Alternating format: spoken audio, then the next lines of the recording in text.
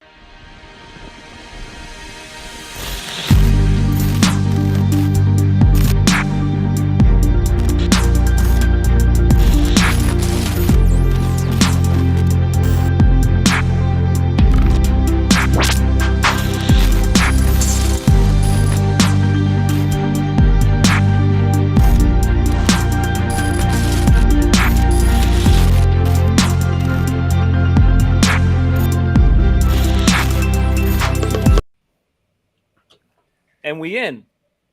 This is a big screaming welcome to everybody that's joining us tonight for the Multi-Op Mastermind session number 2, spring edition, Memorial Day edition, white pants coming soon edition. Because I've been wearing white tonight pants all year. Just saying. we about to have a good time tonight, talking with some friends, some industry titans, some people you know their names, you follow them online. If you don't, you should. I'm David Osborne, and let's go around the horn. Introduce yourself. Josh Staley, let's start with you. Yeah, Josh Staley here in Columbus, Ohio. So excited to talk pricing packages with you guys tonight. It's going to be super fun. We have so much talent, so many smart people on this call. If we don't come away with gold, we did something wrong. So excited to talk about all this stuff with you guys. All right. Kristen. What's up from the Southeast? I have Titan Kristen. No, I'm just kidding. Hey guys, what's up? I'm Kristen from Orlando. I just had to be fun with that because like when you said that, I envisioned this like wrestling rink. I own RDJ Rocks. We're an all-female DJ multi-op, as well as Photo Booth Rocks. We are a photo booth rental company. And then the newest addition to our brand suite is Onyx, which is our agency style brand as well. That's me. I like when you say things like brand suite. That literally came right now. I said that right now. I don't know where it came from. Write that down so you don't forget it. That's a good one. Right On there. screen. I named that. And then I'm shameless plug right here. I have a country album that's coming out called Heartbound. So like follow me for music tips. Yeah. Man, let's go. Okay, Awesome. Jeff. What's up, everybody? JSG, Jeff Scott Gould. I'm a Jersey boy. I work with the SCE Event Group, and I'm super pumped to chop it up with you guys. Let's do it. Let's go. And Mr. Hintz. Hey guys, Chris Hentz here, Sioux Falls, South Dakota. Super excited to join these amazing people that I get to call friends and our industry leaders to talk more about something we all needed to work on, which is sales. So super excited. Really glad to be here. Thanks, guys. Heck yeah. And we're representing from a lot of spaces around the country. And I'm coming to you from the real Southeast, Kristen, from Georgia. Florida doesn't count as the Southeast unless you're in the Panhandle, girl. I'm going to open Chat GPT right now. Chat. Careful, Whoa. she's writing a song about you, David. Florida count as the Southeast. No, ChatGPT they don't know. I'm asking Chat GPT right now. Yes, Florida is generally considered part of the Southeast United States. The southern. I mean, by like the lines drawn on the map, I suppose. Weigh in. If you're in the Southeast, you're in the chat, you can weigh in. Fun fact, like Texas, not the Southeast. I mean, Okay. I would probably agree with Stir you. it up tonight. We're going to stir it up tonight. To frame our conversation tonight, we're talking pricing, we're talking packaging, and this is a multi-op conversation. So I think it's really valuable information for anyone that's watching, whether you're watching live and you can interact in the chat or you're watching later, that you understand everyone on the call's position within the company they work in or at. So again, I'll go first. I own 2 multi-ops. I own Sound Insight Productions, which is a premier level company, and then I own Athens DJ Service, which is a budget-friendly company, both serving the same general geographic markets. And Chris, since you were last, why don't you go first? Kind of talk about your position within your company, just when it comes to your team. Sure. Well, I'm president and CEO. It's not a thing I used to ever think would be an actual term, but as we've grown and I've taken myself out of the performance side of things and working on the business side, recruiting and retaining talent, it's changed a little bit, but I still love sales and I still love doing weddings. I do about 35 a year. We have another brand that we work with is Pin Studios, which is our media division. And if you haven't seen any of our work, check out the Midwest DJs recap video that we did. It's pretty great little video. Absolute fire. Yeah, thanks. So for me, it's more, I've changed a little bit about performing and such, but most of it is, again, building teams, building sales structure, and then, trying to find new ways to create value propositions instead of price points. So. Nice. JSG. So I work with the SC Event Group. So I guess I'm not an owner or anything like that. Everyone under the SC umbrella is, I guess, have a self-employed 1099, whatever you want to do. So I guess I'm probably a little different than everyone else in here, but that's kind of where I fit in the brand. In our company, we all kind of contribute something to to keep the engine turning. So I do a lot of, I guess, idea stuff, some media stuffs, and then obviously hosting and production and travel stuff, whatever. But yeah, not an owner, but I guess under the umbrella SE. Yeah, and I think that's a super valuable contribution to the conversation. Kristen. Agreed. What's up? Are we going right in? Yeah, just your position in your company. Oh, my position in my company. Sorry, I'm over here talking to Brody about bridal shows. Okay. Woo! Okay, so now that I'm back on planet Earth here. This is So- what you came for. If I had to give myself titles, and what I am on my org chart is CEO and CMO, as well as talent. So I basically oversee everything from an executive level, and I oversee everything from a marketing and sales perspective. I do have key people in place as far as operations, but I very much have my hand in that. And I DJ the heck out of everything I do. Nice. Gosh. Yeah, I own 2 brands, just like David. Josh Daly Productions, which is our luxury, middle to high end market brand, and then we have Turn Up Columbus, which is where our DJs start and learn the craft there. So that way we don't have to have new DJs at Josh Daly Productions, aimed at the budget market for sure. So I mostly lead a great team of very talented people and just kind of like guide and direct and do a lot of delegating. But when I jump in, it's usually in marketing and just trying to determine like what are the next things people are going to be looking for, what are the next trends, how can we be ahead of the market. That's where I feel like I specialize. Yeah, I'd say, Josh, you're definitely a visionary. That would be a really good term for you. Thank you. I learned from the best, aka Chris Hintz. Let's go. Don't know that guy. And I am writing down some ideas coming out of the chat. So I'm helping to moderate the chat. I've got it when I look over here. I'm looking at the chat and I see some stuff. I'm writing it down. We have a loose framework tonight, but really we can kind of go wherever. I think we want to provide as much value to everyone that's watching and to each other. I was telling Josh earlier, hey, I got some questions too. I got some things I'm trying to get better at myself. So I think probably let's go ahead and start with probably one of the most common questions when it comes to pricing and packages just in general is what is the structure, right? What is it a la carte? Are we 3 packages? Are we selling talent tiers? Are we selling a DJ that's a DJ plus stuff? How are we? What's on paper? What do clients see? And whoever wants to ring in first. I'll start with this because I feel like I've seen an evolution with our brands over time. And so where we've gotten it to the point now is not necessarily the right answer for everyone. So I'd like to go ahead and just put that out there that whatever you hear today may not fit your business today. It might fit your business in a year from now. So we almost had to grow into who we are today. So when I first started, it was like, I'm getting everyone on the call and I'm not getting off the call until I subconsciously figure out what your budget is because I need to pack a calendar respectfully and to hold my own in the market without devaluing, my colleagues, right? So where we're at today is we basically have price tiers. So we have Kristen is one set of pricing, and then we basically tier our DJs based on their experience. When we have a new DJ who's coming onto the team. Now, keep in mind, here's a little asterisk. Our DJ Rocks trains all of our DJs from the ground up. So they literally come to us with 0 experience, a lot of passion, and a lot of like grit of like, I want to do this. I want to go out there. So that being said, that within the RDJ Rocks brand, we have budget and then we have high end. So that's how we kind of structure that brand. And then when it comes to the Onyx brand, we have to ask our talent, what do you want to get paid? And then we basically have had to create the demand for that to be able to support what they want to get paid. And then it's either percentage or it's, what do they want to make per hour? I love it. Can you give me a range or a starting price for your different tiers?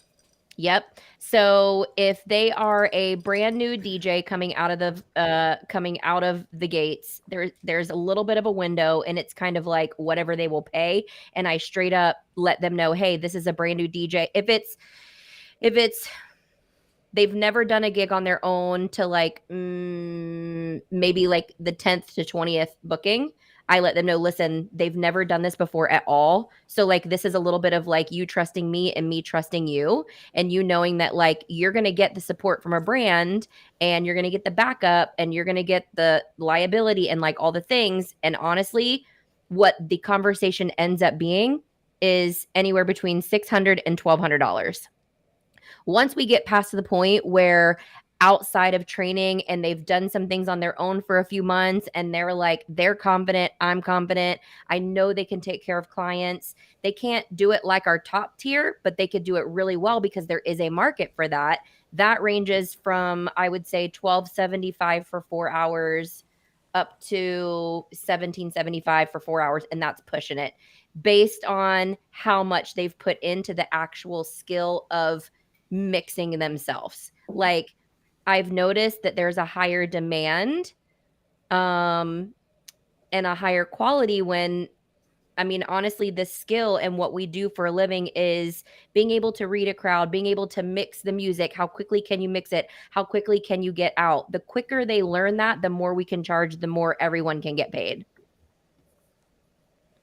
And then is there another tier above that before you? Okay, so brand new DJ, then you have the next tier, and then there's like the right before me. And what I'm learning right now and what I'm kind of seeing in this I'm new at this, and I feel like so many other people know way better than me. But this is something I really have learned over the last like probably 3 to 5 years of like really, really, really creating your own personal brand. This could be if you're just a solo DJ and you're out there slaying, and this could be you're part of a team, but you really have to create your own personal brand within that, right? So for example, if a client calls me and they're like, hey, I'm looking for blah, blah, blah. And in my mind, I qualify them. And I know they're the type of client that they're going to want to go research, meaning they go end up, oh, you have DJ Jenny available. Whether I tell them or not, they are going online and they're looking at DJ Jenny. What they're looking for is confidence. They're looking for experience. They're looking for the things that in their mind would tell them, yes, I can trust her to do whatever I need at my event. And what that basically is like the promise, right? So what does it look like on Instagram? Do they have mixes online? They're not going to listen to them. I've had clients tell me that in the last 3 months where I'm like, oh my God, do you know how long it took me to make that mix? But that's what they're looking for. And that's the tier before you get to Kristen, which at the end of the day, I own the company. So there just happens to be extra demand that comes with that, you know? So what price point are you starting at? So my price point starts at 3,500. Okay. That's the price bare point bones. below that be like 2,000 to 3,000? Yeah. Like that one starts at the 1,775 and goes up to like the 3,000-ish, depending. And there's wiggle room. One of the things that I don't want to hornswoggle this conversation, but one of the things I've really had to play with of being boutique and not like I don't have 60 DJs on the team is like I've really got to play with these price points. So like I had a wedding planner just reach out to me, and she is #1 fan of Kristen and loves the team. And she's like, hey, I have this really like, non-disclosure type of private party I really want you to do. It's in July. And I'm like, I really don't work in July, meaning I don't DJ. I really just focus on business development. But I'm like, okay, listen, I can do it for 2,500. So during the down seasons, if there are certain, things I can do that in my mind are marketing or business development, I will, I don't want to say negotiate, but I'll change my pricing based on that. Yeah, I think there's different opportunity costs there too. So I mean, 100%. I look at it and I'm like, okay, every time she reaches out, I don't ever even talk to the client. She knows my clients very well. She's like, Kristen, this one's perfect for you. This is what they want. There's never even a negotiation process, you know? Yep. Yeah. They So- want you Okay, to pay you. So for the other 4 of us on this call, how many other, maybe just would raise your hand, is your company also talent tiered by pricing, or is there, I'm curious, is there anyone on this call that's doing a DJ plus stuff, like, base package is DJ, second package is DJ plus uplighting plus ceremony plus blah blah blah, third one is all the kitchen sink? Is anyone doing it that way on this call? I'm No, not. Okay. I'm saying we're all a la carte or boutique. Okay. Same way. If you're in the chat and you do it that way, will you stand up? Will you let us know? Because I would like to get some conversation on that. But We won't make fun of you. We promise. it's a good model too, man. It all Well, fits. here's what I will say is that, like, here's what really got confusing. And when I very first started, like, how the hell am I going to sell other DJs? Like, people come to me because they want me. How am I supposed to sell someone else? And so I think that there definitely is value to being able to sell different packages. And once we figure out who the DJ is, we do packages within the tiers. Sure. So, Kristen, Sure. you do all the sales, Kristen? Like, you don't. Oh, I can't do it all. Oh no, with SE, like we there's no salespeople at SE, zero. Like, we all meet individually with who might be working with us, no matter what the event is. So, do you have people in your office that do that, or all your DJs meet Nope. personally? So here's how we do it. We don't necessarily have a salesperson. Basically, we've got it divided between myself and 2 of the other girls. And right now, our lead talent for Onyx, he takes care of all of, I would say, probably 60% of his sales. Other than that, everybody outside of that, Jenny and Stasia will sell the other DJs. So Gotcha. So it's Same. like a We have a sales core team, team on the inside doing sales for the whole team. Yeah. And then, so I think this is a good kind of bridge then, because at least since I have two companies, we actually have 2 different models for pricing. We have the signature brand is talent tiered, which is kind of like what you're talking about. Now, we don't go as low with the new DJs because that's the brand new DJs are in the secondary brand. So the secondary brand is where it's like the minor league team where we have the DJs that are, $895, $995, whatever it might be. Yep. And then after a year, 2 years, once they've earned their stripes, they've learned how to do a party, and they start thinking about more how to serve people and like lift off that page. Then they're going to enter the other company.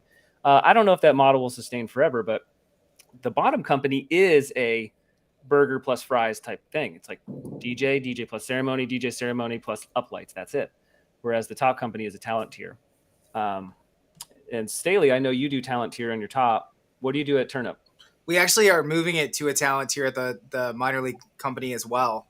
So we'll have a tier for the newer DJs, and then we'll have a tier for the DJs who have been there like a year or have progressed rather quickly and like are showing that talent and that ability to do weddings like they should be done. Okay. So John, you don't do it based. It doesn't really matter how long you've been there, right? If someone is getting referrals and doing a job, then you like, hey, you need to move up in price. You don't. Do you put people in? Do you put people in like, hey, you have this? You have to do a year before you move up. It's just like if you blow up, you blow up, right? Like, wouldn't that? Well, so that's actually one of my questions that I would love to get answered tonight. Is I wrote down like, is experience the only thing that we should base our tiers on, or like if somebody just comes in, they're super hungry, they learn everything, they go all the way through Blueprint, they've got it down, and like they're great, and I can make more money with them. Shouldn't I move them up? So, but we can get to that later. We don't have to get into that right now. Gotcha. Yeah. But yeah, it's kind of a both and, Jeff, at this point. Chris, I want to come to you next, and then Jeff last, because I know the model system that you're working with at SE, and I think that's a valuable piece. Chris, what are you guys doing on the multi-op side? Well, we can only do about 100 weddings a year, and we kind of do that on purpose. So our price points are meant to have our clients tell us no before we tell them no. It's allowed us to scale our growth, but it's also allowed us to maintain a higher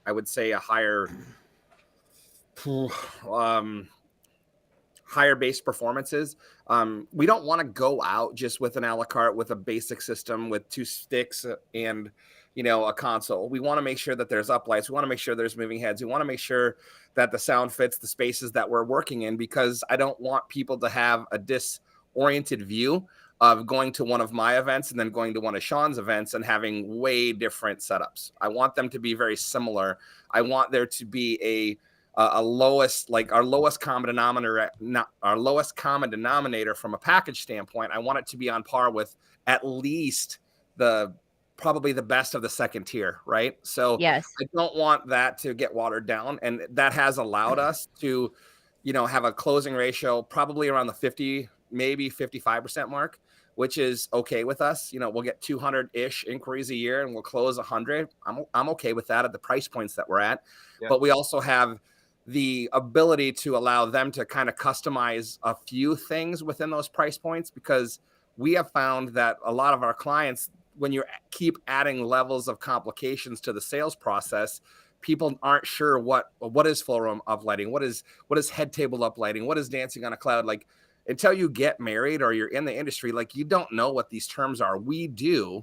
And you kind of feel like you have to figure it out before you say yes to the whole thing at that point. Like, right. We want to be able to get them to be intrigued by our service first and foremost, and the value that we're providing.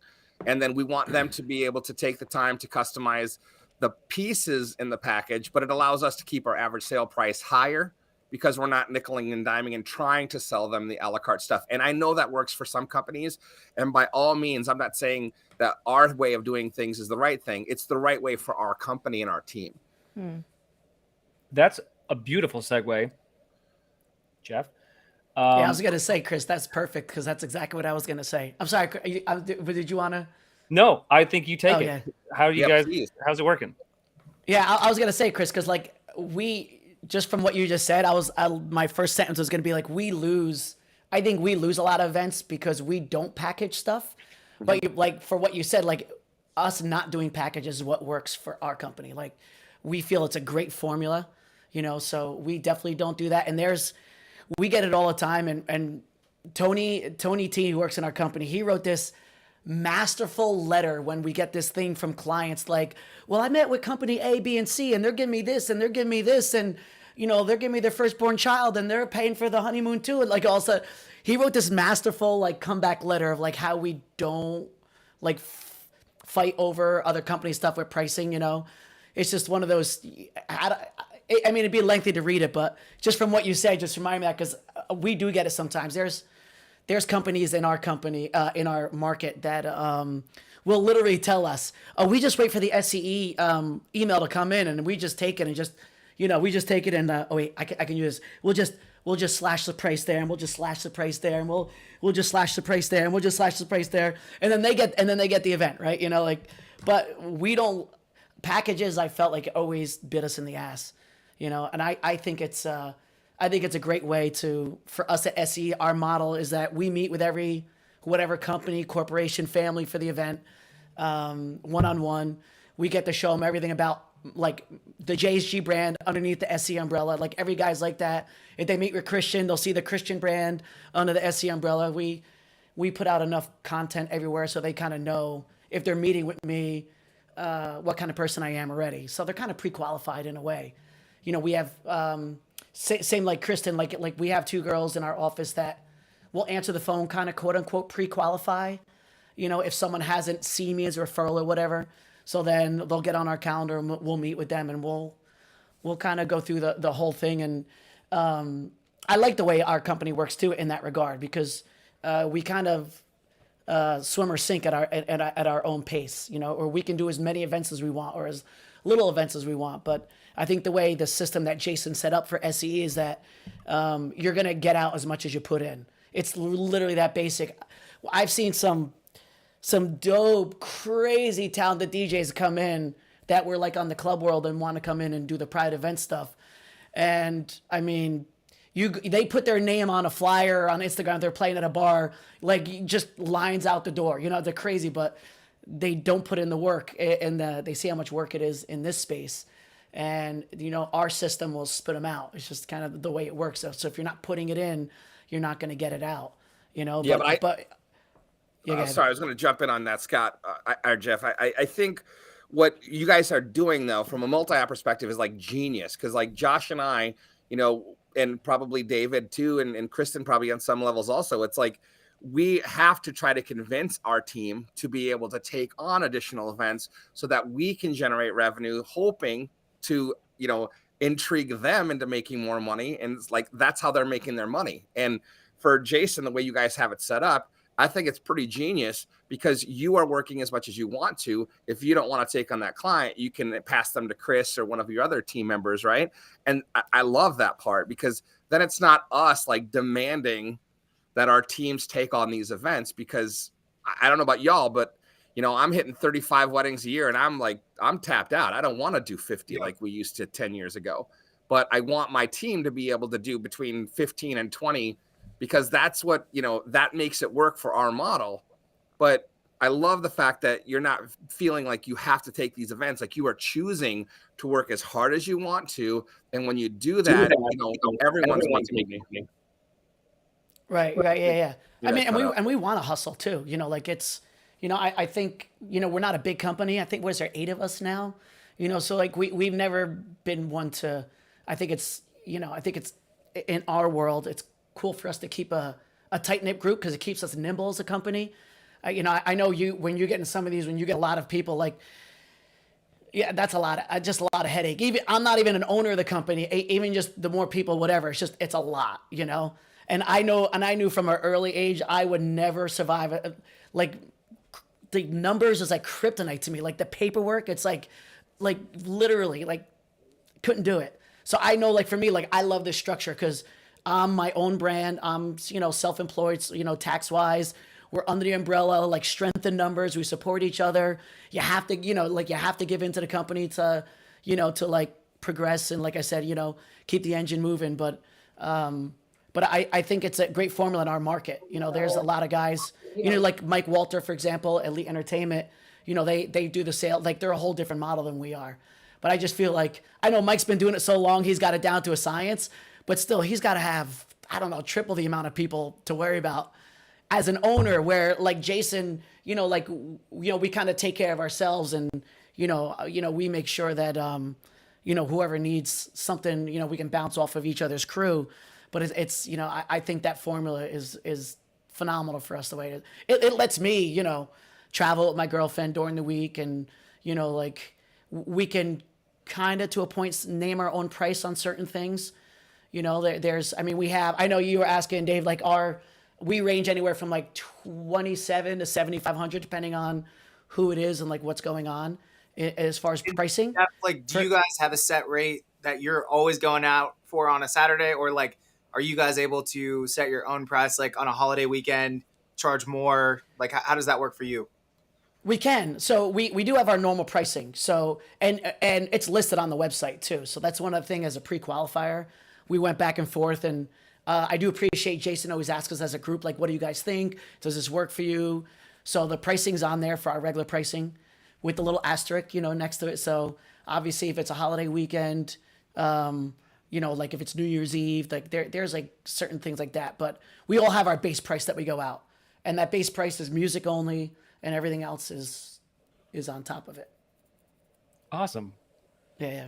And so when you're talking about, and I think one of the biggest problems that people often have, and sometimes I struggle with the talent tier, and I think I'd love to hear, since you're already talking about this, when a lead comes in for someone else on the SE team and you're not available, or you're out of their price point, there's an administrative struggle, or there's a conversation that gets started that wouldn't be started if it was a burger and fries type deal, right? If it's like, any of us are due. So, like, that individual boutique model increases the opportunity for more conversation. So one of the questions in the chat was value proposition versus price points. When you have talent tiers, or when you're in a talent tier, how are you able to communicate the value proposition of the talent differences and why people should pay / is that also related to the following that you create? Yeah, so I think for sure. So in our company, I think easy example is like Nick Spinelli, what he did. Like, Nick came in from a company in South Jersey. When he first started coming in, say someone will call up and they would say, hey, we're looking at Jeff. And sorry, Jeff's unavailable.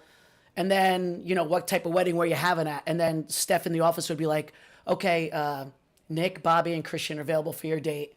You know, or they might say, oh, Jeff's not available. Who's most similar? And, you know, Steph knows and, you know, who might be similar in there. So sometimes it might not necessarily be price.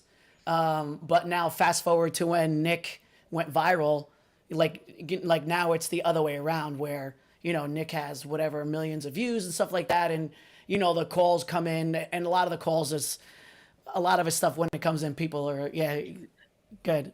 Okay, this is totally like, let me just make everyone laugh right now. First of all, one of his videos pissed my whole team off. Okay.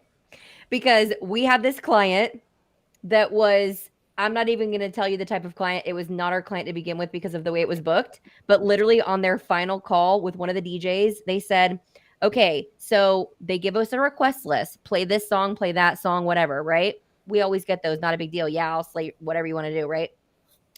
Literally said, I want you to play this song into this song, but I want you to mix it at this point into this. And here's the exact way I want you to do it. And sent Nick Spinelli's TikTok. And I'm like, you should have hired Nick Spinelli. Like, so anyways, thank you, Nick, for the inspiration. But like, yeah. So clients like, are wild.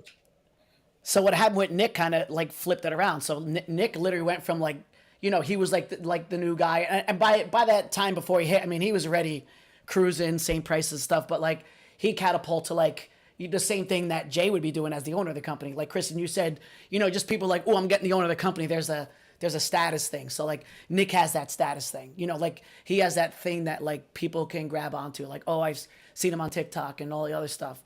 Okay, but here's the biggest thing. Why can't everyone do that? Like the floor is open. So like you know, I'd love for everyone on my team to want to do that. I don't think that there's some sort of mind game that I think that is subconscious amongst everyone that's like, well, I can't, or I'm not there. No, we all have the opportunity to go and create and put, you know, our passion and our talent out there to be able to do that, whether you're solo or whether you're within a multi-op. Like, go baby, go. Yeah, but not everybody's driven the same way either, you know. Yeah, and what drives one DJ is probably the reason why we own companies, guys. I mean, let's think about that. Like, we want to do this, and our companies were started because of, well, not all. Someone just canceled Chris for talking about ownership. Come on. We guessed what he was going to say. But I understand what he's saying. Like, you know, it's, you know, like the reason I think SE, like I like being a small company too, is because we have a bunch of people that are very driven like that. As you get bigger companies, there's gonna be people that, you know, are gonna, you know, like say, you know, Josh, for example, like you get booked so much that you can't do all the events. So a lot of your referrals get pushed down to younger guys, right? And there's guys in companies that are happy with just taking the referrals, like they're you know, they're solid. They're always going to show up on time. Everyone's going to love them, but they're just not as charismatic as you. They're just not as loud. They're just not as visual. But you give them, you know, if they're, you know, like, hey, I'm not available, but this guy Nick in my company, he's going to crush it, and they're going to be so happy because he'll do all the stuff that, you know, that's just the nature of the game. That's just the way I think it works out in certain companies. So I think the bigger numbers you get, you're going to get people that are going to feed off of referrals, and then there's people that are going to feed the referrals. Yeah, you know, that's it's just you know, like I think just a natural kind of evolution. So now, like, well, I was just getting back to that. Like, so Nick, so when he got that TikTok fame, he was, you know, like anything else. When I joined SCE, like, you know, I was getting all Jason's referrals. Like, Jason wasn't booked, he'd be like, oh, like, you know, Jeff mixes a lot like me, you're gonna love him, you know.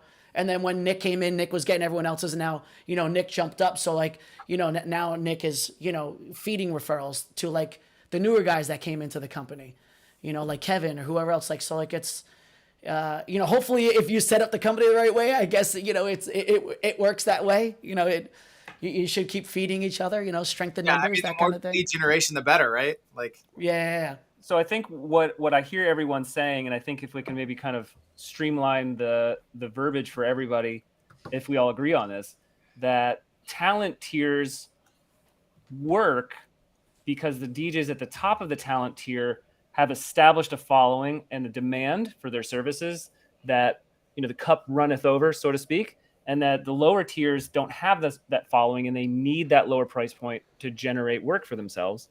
And there's another reason could be what that DJ like the level of the problem they can solve. Does that Right. sound? Dude, that's so good. That is so good. Write that down and I'll make a really pretty Canva doc and we can email it to everybody afterwards.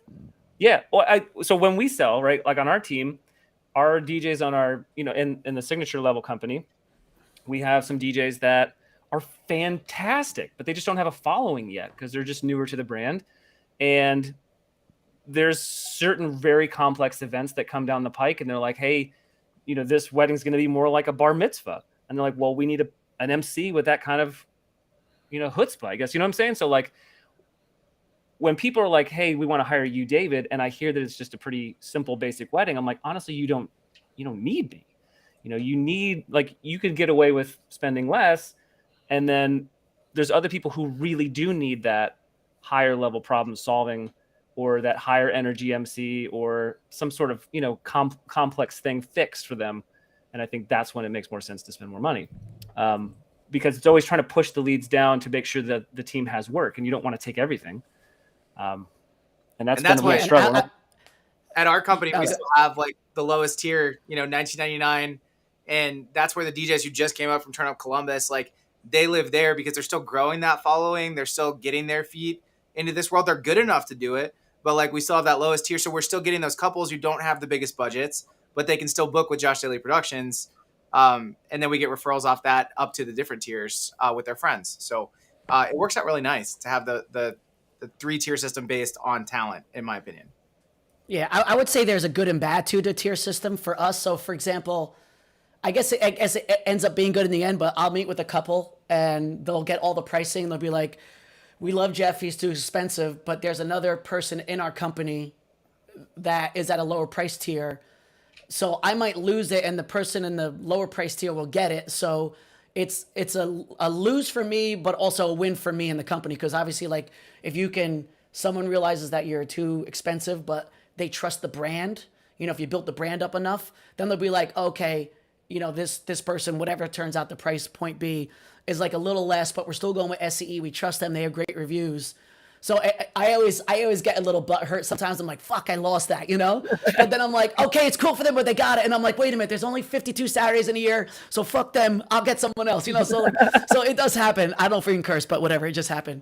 But so there's a good thing about price tiers. I think, and a good and a bad. I think as long as it stays in the system, in the brand, I think it's a good thing. But I mean, sometimes it does crush you when you feel like, oh, I own this couple, I got them, and they're like, oh, we love you, Jeff, you're too expensive, so we're going with Chris, whatever. You're just like, yeah, happy for you. Those conversations right there, though, Jeff, those are the ones that I absolutely love, because it's like our opportunity to see, okay, you really do love me. Why do you love me? Because you do this, this, and this, and we felt we had a connection. Well, what is that worth to you in the grand scheme of things? Is it worth it? If it's not, it's okay.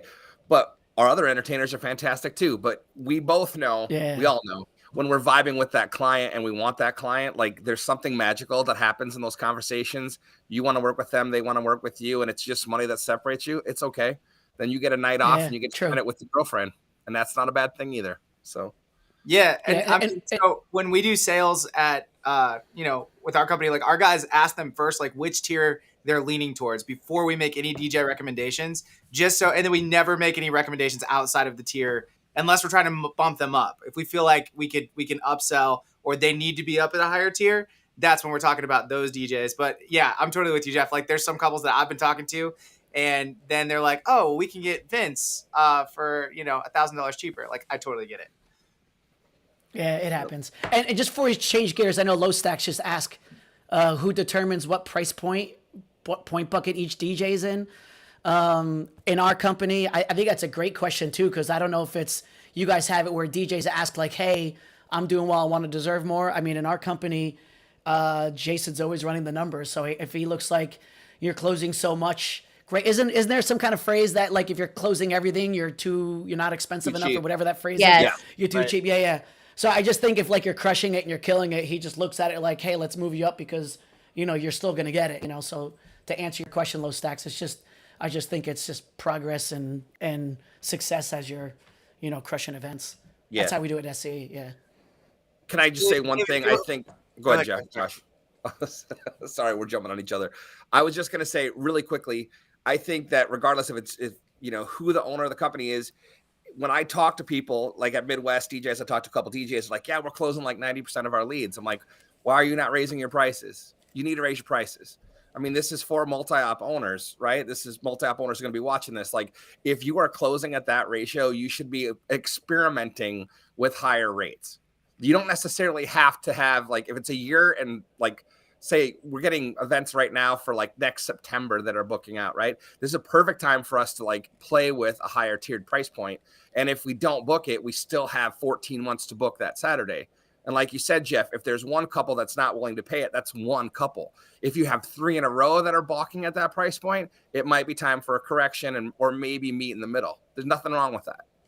Okay, I agree with that. So right there, I would say my little like golden nugget here is right now, whoever is watching, if you aren't already doing this, start tracking what your booking window is on average. So for example, from the time they contact you until the time they book, what is that? And then on average, how far out is their wedding? So like, for example, I send this email to just keep, Jenny and Stasia excited, and also me, like I'm trying to be, a good manager. I send a finance fiesta email every week. And one of the things that is in there is like, hey ladies, like the booking window is closing for these months. So like now is your time. If someone is reaching out during these months, like don't play Russian roulette.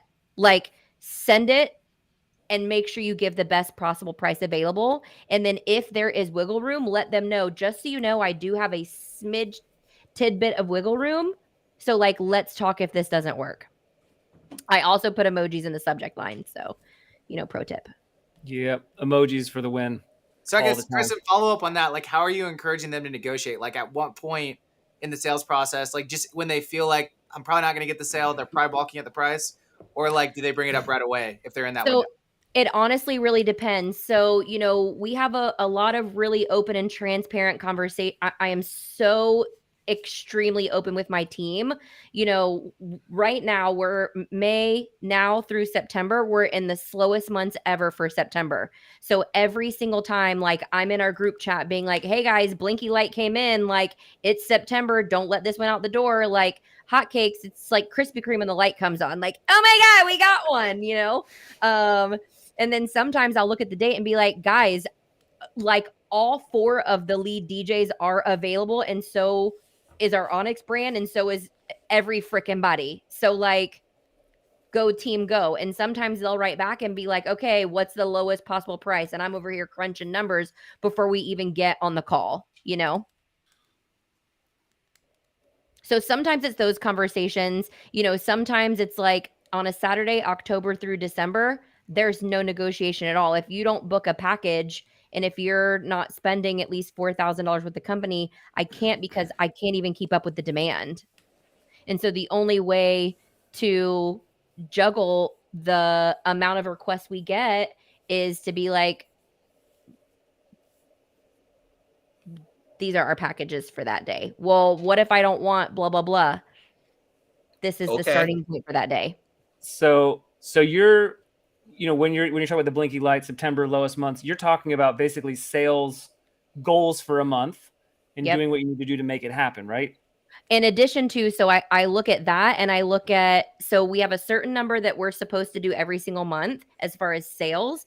But then I look at like a month of September of like, I know what my operational costs are. And I know we have to hit a certain point just to like, pay the bills, make payroll, whatever. And so we also have like revenue for that month. And so I do my best to try to hit that based on like past experience. 2020 doesn't count. Hints? Amen. You want to chime in on that? Oh, well, I mean, I'm looking at Justin's questions here too, and I'm just like chomping at the bit to like respond to those. So like that's kind of where I was at with things. You're talking about negotiating, but I think negotiating with pricing and wiggle room is related to what Kristen's talking about with the sales goals and Yeah. making it happen. I would agree with that. I yeah. think July for us, like in South Dakota, like July just never fills up with weddings. I mean, it just doesn't. I mean, we don't want to be DJing when it's 95 degrees and 100% humidity. Like that's not a fun thing. I know that's Athens, Georgia all the time, but for us, it's Could just someone tell Columbus that? Could we get that memo here? Great. it's just not it's not comfortable. And so when we have things that come in at like one of our like target venues, like where it's easy to load in, great air conditioning, blah blah blah, hell yeah, we're all over that. And there are times where we may offer a discount to the right couple, but instead of discounting, we try to add things that are very high value for them and low cost for us. So uplighting is very high value to them, but doesn't cost us a whole lot additionally to set up. Dancing on the cloud is about $12 to $15, maybe $20 for consumables, and it's very high impact for their first dance or for their videos. Monograms, those things, again, high impact, low cost for us, but high value. So instead of maybe discounting, instead of that, I'd say like we're close. If they come back and say, well, our budget's like $2,500, what could we do? I'll tell you what, for $29.95, I'll give you $4,000 worth of value, and these are what we're going to provide for the same price. That I know we're close, but does this help at all? And if it does help, hell yeah, book that client, right? But if they still say no, it's okay. I think we all have to have our bare minimums that we are willing to go out for and what we're not willing to go out for, and stick to them, because those same people that got you to lower your price are telling their friends that you will lower your price. So be very conscious of that. Don't lower your price points. Add value, add things with high return and low cost for you. I'm in the same ballpark as Chris. Like we don't negotiate. Either you want us or you don't. And I don't. At this point, we haven't even had to like add on value yet. And I don't know how I feel about that. I'm open to that if we want to hit it more. I'm going to go against the grain here just a little bit. I think there's two variables, or even one variable, and then I'm going to go against the grain because I've been through many seasons with our DJ Rocks. There definitely was a point in time where I didn't need to negotiate at all. If I said my price is $18,000 for 1 hour, they would have paid it. So that's okay. I also have been through seasons where the minimum DJ price is what it is, and I'll add value to that. But as an owner, when my focus as an owner of a multi-op is to promise that someone can put food on the table, and that promise comes down to the company's profit margins not being as high on a certain event in a month where we either take it or we don't, I am willing to look at a situation a little bit differently than I normally would and be like, okay, and also I think the other circumstance is, where are they getting married? What other vendors are involved? Like, if you're getting married at the Four Seasons and you're asking me to have one of my girls go out there for 50% less than our rack rate, that doesn't compute with me. But if there are certain scenarios where it's like, listen, like we're doing this brunch thing and it's on a Tuesday and I'm looking at the calendar going, okay, Jasmine has nothing on the books for 3 weeks. Okay, what's your budget? And then I go to Jasmine, hey, listen, what's here? And I try to make a happy fit. So I do think that there are scenarios where that's where I will wiggle if needed to try to make the pair happen. I think you're speaking to just priorities, and I think for you are operating at a really high level where you're able to be nuanced, and you also are pretty familiar with your numbers. Not everyone's familiar with their numbers, and you understand that, hey, I can wiggle on this cost percentage here because I can make it up here, and that's okay because I've got this person, and there's things that aren't financial tangibles, and this person needs to be at that venue, and you're like juggling a lot of different things. So you're like, you're operating at this very high level where you're able to kind of see all the different things working together seamlessly to be able to make those decisions. Does that make sense? Yep. Can I ask a follow-up real quick? So like you talked about the seasons where like you can charge $18,000 for an hour versus That's ridiculous, by the way. Yeah, right. But like, what do you feel like besides time of year? Is there any other influences on what's causing that? As far as are you asking me, are there any other circumstances where I really, really hold the line? No, I'm saying like what else, what other things besides time of year are influencing that in your market? Is it saturation of more other companies? Is it the only thing that can come to mind is I never would say this like 8 years ago, but like sometimes venue, there's a certain like I just venue would be the only one, and I it's not that necessarily that I hold the line, but if there are certain places that I know if people are getting married here, there's a certain caliber and a certain 100%. like I know what you're trying to portray, so don't ask me to discount my price. It's almost offensive. It's borderline offensive.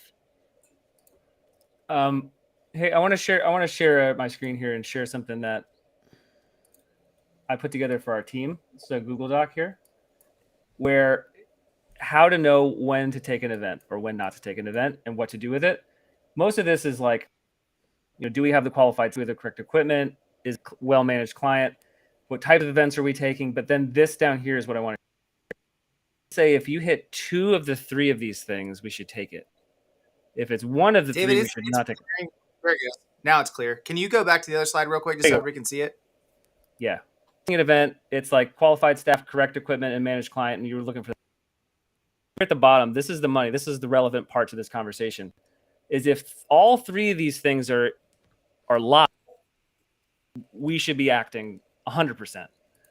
And if it's only 2 of these things, then they're still good. If it's only 1, like if it's high profit, but it's not helping our brand expand in any way, it's not like, being at those high level events, and it's not helping our mission of what our company stands for, then we're probably not going to take it.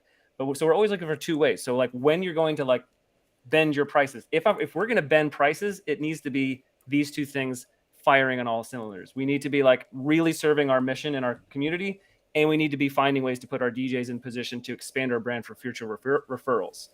And then I'm okay with bending on the profit side. See, you're so much more eloquent at explaining things. I do not sound that eloquent. But my mind thinks those things. Well, I mean, teach their own. I mean, like everyone's got different skill sets. Yeah, I don't think you should bend on talent price. I can see other stuff. I just don't like the rabbit hole. We used to do, so like a few years ago, we used to do Saturday was this price, Fridays and Sundays were this price, and we got away from that. So like our price is our price. Now I think there's certain staples, right? I think when you're doing like weddings, for example, I think you can hold your price because a wedding's a wedding. I think it gets a little fuzzy if you're doing something that's, I guess maybe in the corporate world, there's definitely 2 different versions of corporate, like that you do. Like we have an account with a hospital that gives us some really big ones. So we have to kind of give in on some of the smaller ones. It can't be the same price for their gala as it is for their, tent in the back of the hospital blood drive thing, whatever it might be. You know what I mean? Like I totally understand where that goes, but I think that's a different circumstance. But I think when it comes to whatever your staple product that you're offering, like if it's for me, it's a lot of weddings, corporate, nightlife. So like my price is my price for weddings. The other stuff I might, if free cocktail hour or something like that, something like that. But I just think your talent price is your talent price, because there's venues like Chris and you mentioned venues. There's venues we work in where we can't make anything else because everything's in there, including the speakers. Like we can't, like that's it. But the venue loves us. It's like $300 a plate. So anytime you post there, a future couple sees like, oh, they're working at so and so. So like I think your talent, especially like for whoever else might be going there, like they want to make money, be like, oh shit, I'm working at this place 5 times this month. So like as me as a DJ, I only know I can only make that amount at that venue. So I know for my price what it needs to be at, So like I think even though you can maybe make concessions for other venues, it'll hurt you in the long run. I just think like when you know your talent, and I learned that from Jason. Jason's like, Yeah. this is the price. Like your pen cannot run across that price. And for us, we own everything we offer, or we're allowed to own everything we offer. So there's a few things that is just SCE owned. Everything else is like in my garage. So like if I give someone a discount, it honestly only hurts or helps me. It doesn't like the company. It's not like the company's like, if something's coming from the company, like you can't move that price. But we have a lot of leeway, which I think why our formula works for that. But I just going back to that thing. When it comes to talent, I think talent price. I'm a firm believer like that's the price. It should be at least that, and then it goes up. Like I think it goes down, you like might screw yourself because if Aunt Susie's having at this other venue and you, like you said, oh my God, you did my daughter's wedding and here's like whatever's doing they expect the same thing. And then now they're at a venue that everything's included. You can't do anything else. So now you're minimum, you're like, I'm screwed, but at least, like, hey, I'm making 3,500 every single time. Yep. And you're looking at what you're happy. That's what you can live on.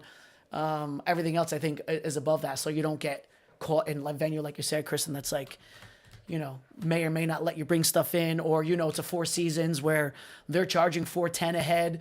So they're like, it has to be that at least that minimum, so I kind of agree. Like you said, I agree on most of that and disagree on the part of like, concessions, at least for talent, I think.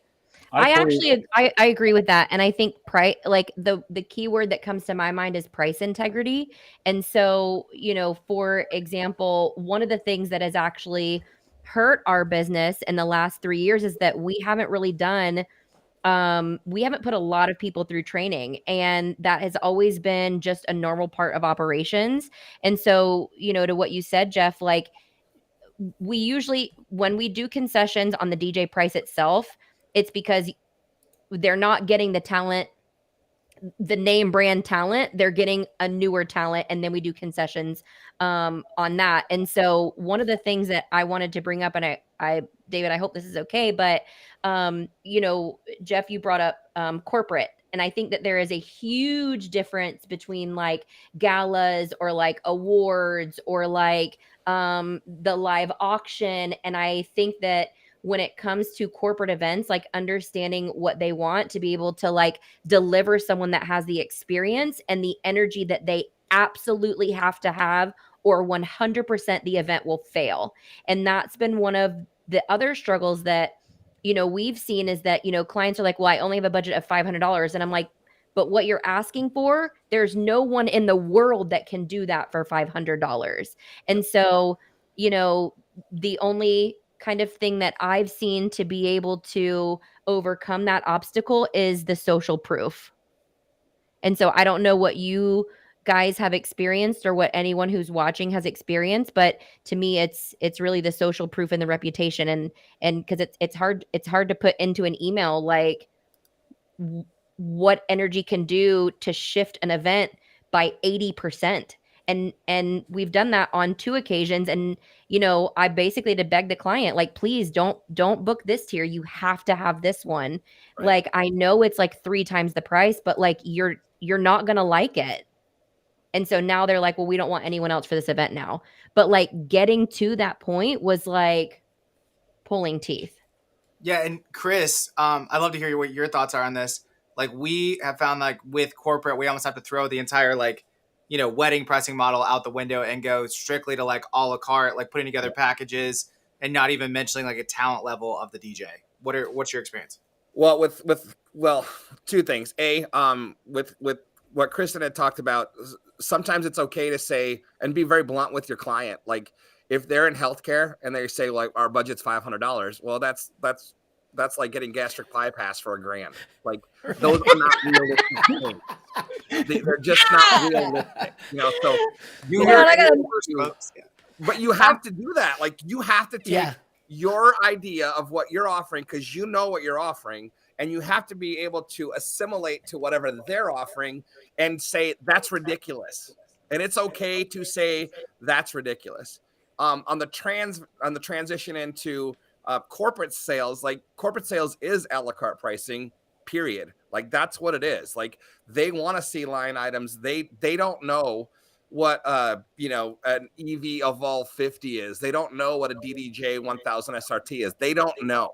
But all you have to be able to do is be able to explain it like, this is going to provide you crystal clear audio, microphones that are not going to drop out. You're going to have dynamic music playing when guests walk in, creating an atmosphere, an ambiance, and you're going to be able to help create energy to help build anticipation, as opposed to a boring, stale, alabaster white 4-wall venue with shitty sound and music playing through a Spotify playlist with no control over where it stops or starts.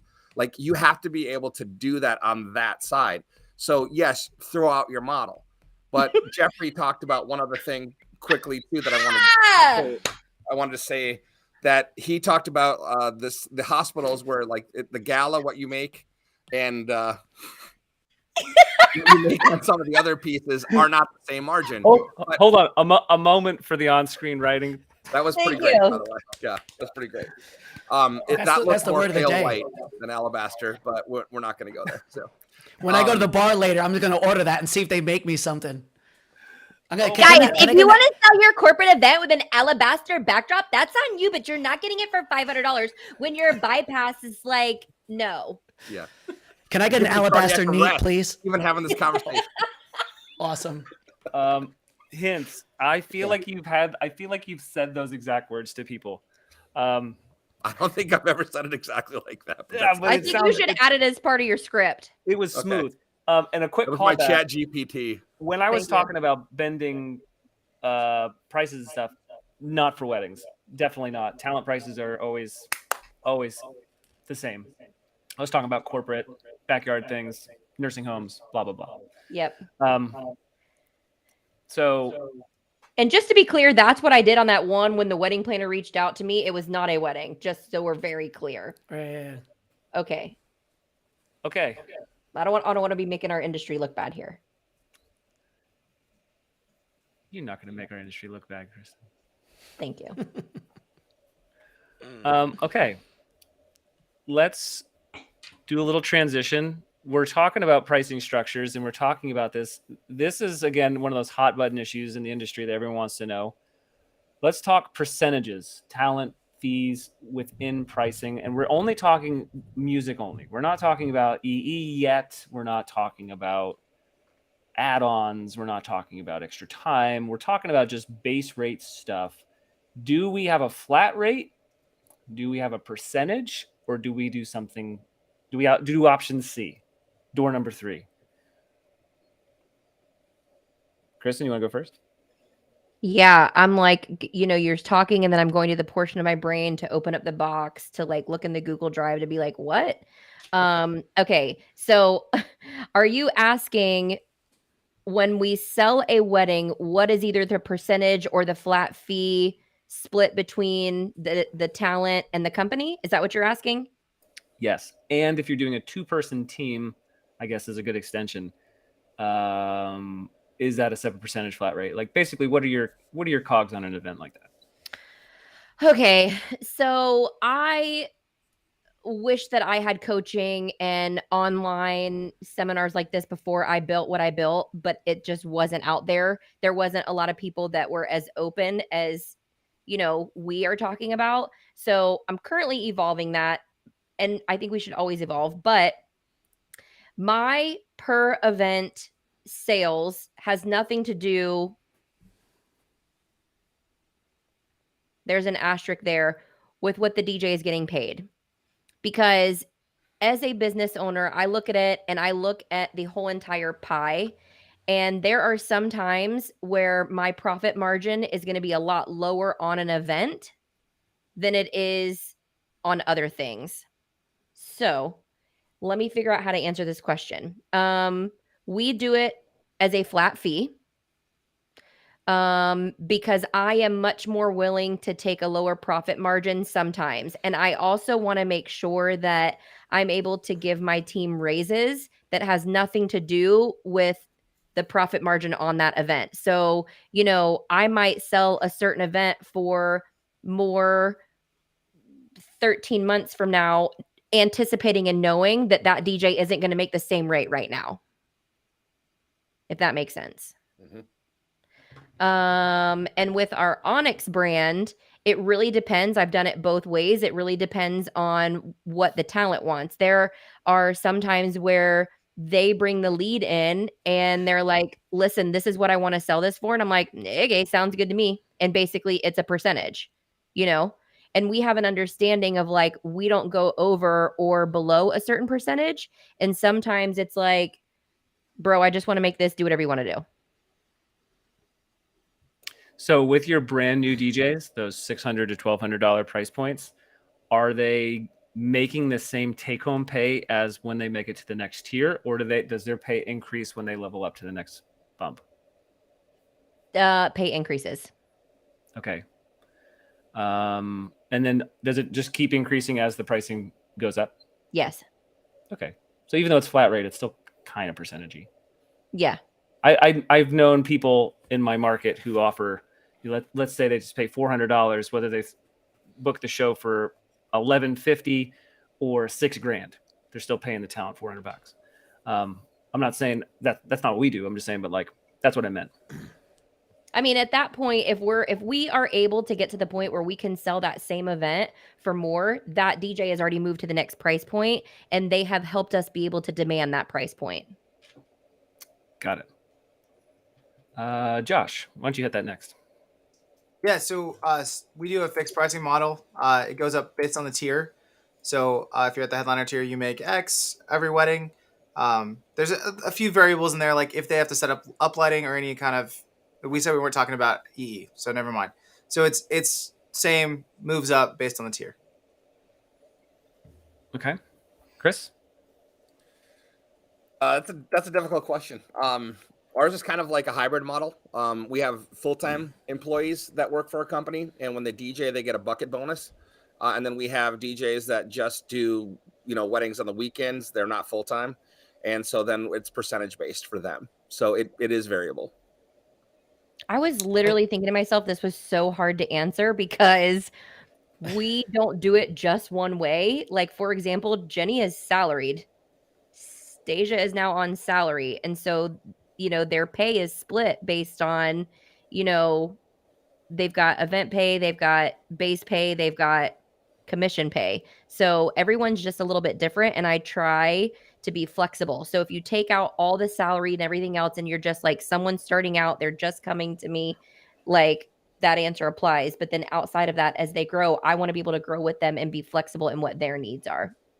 Yeah, and same, like we have, 5 full-time DJs on staff, and they make a flat rate, which includes up to 50 weddings a year in events. And then over that, they can make more. Then they also get paid sales commission. So like we have that too. But if it's just a regular DJ who's, working mostly on the weekends, it's a fixed rate. And you got to be really careful with the way you have things structured too, Kristen.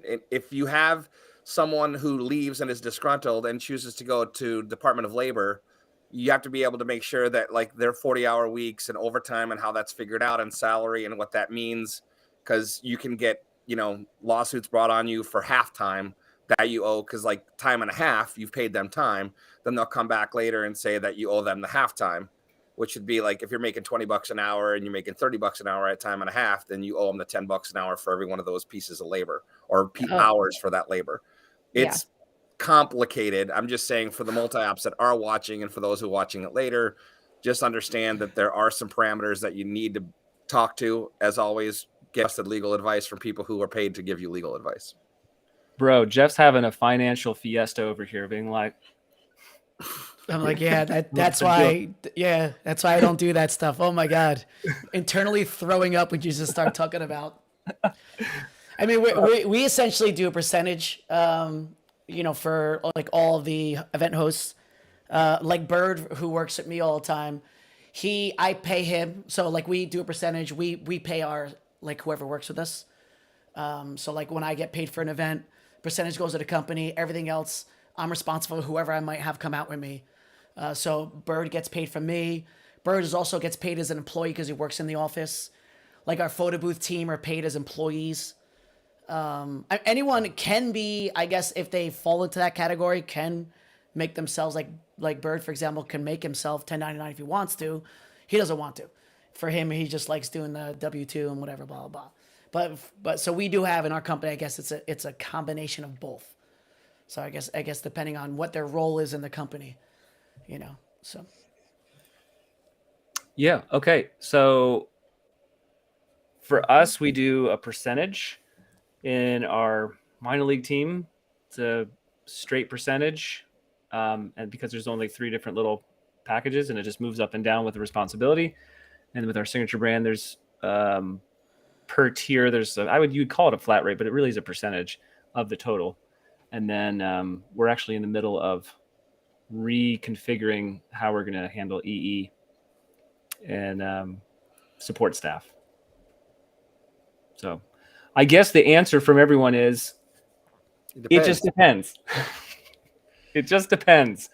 And I think, a plug for our friend Matt Radicelli, if you are very confused about what percentages you should be at or what is a healthy bottom line or what a profit margin should look like, check out Mentor Pods. Not paid to say that, but it's a great program. Honestly, it's fantastic, and it can really help you out if that's because you really do have to figure out what's right for you.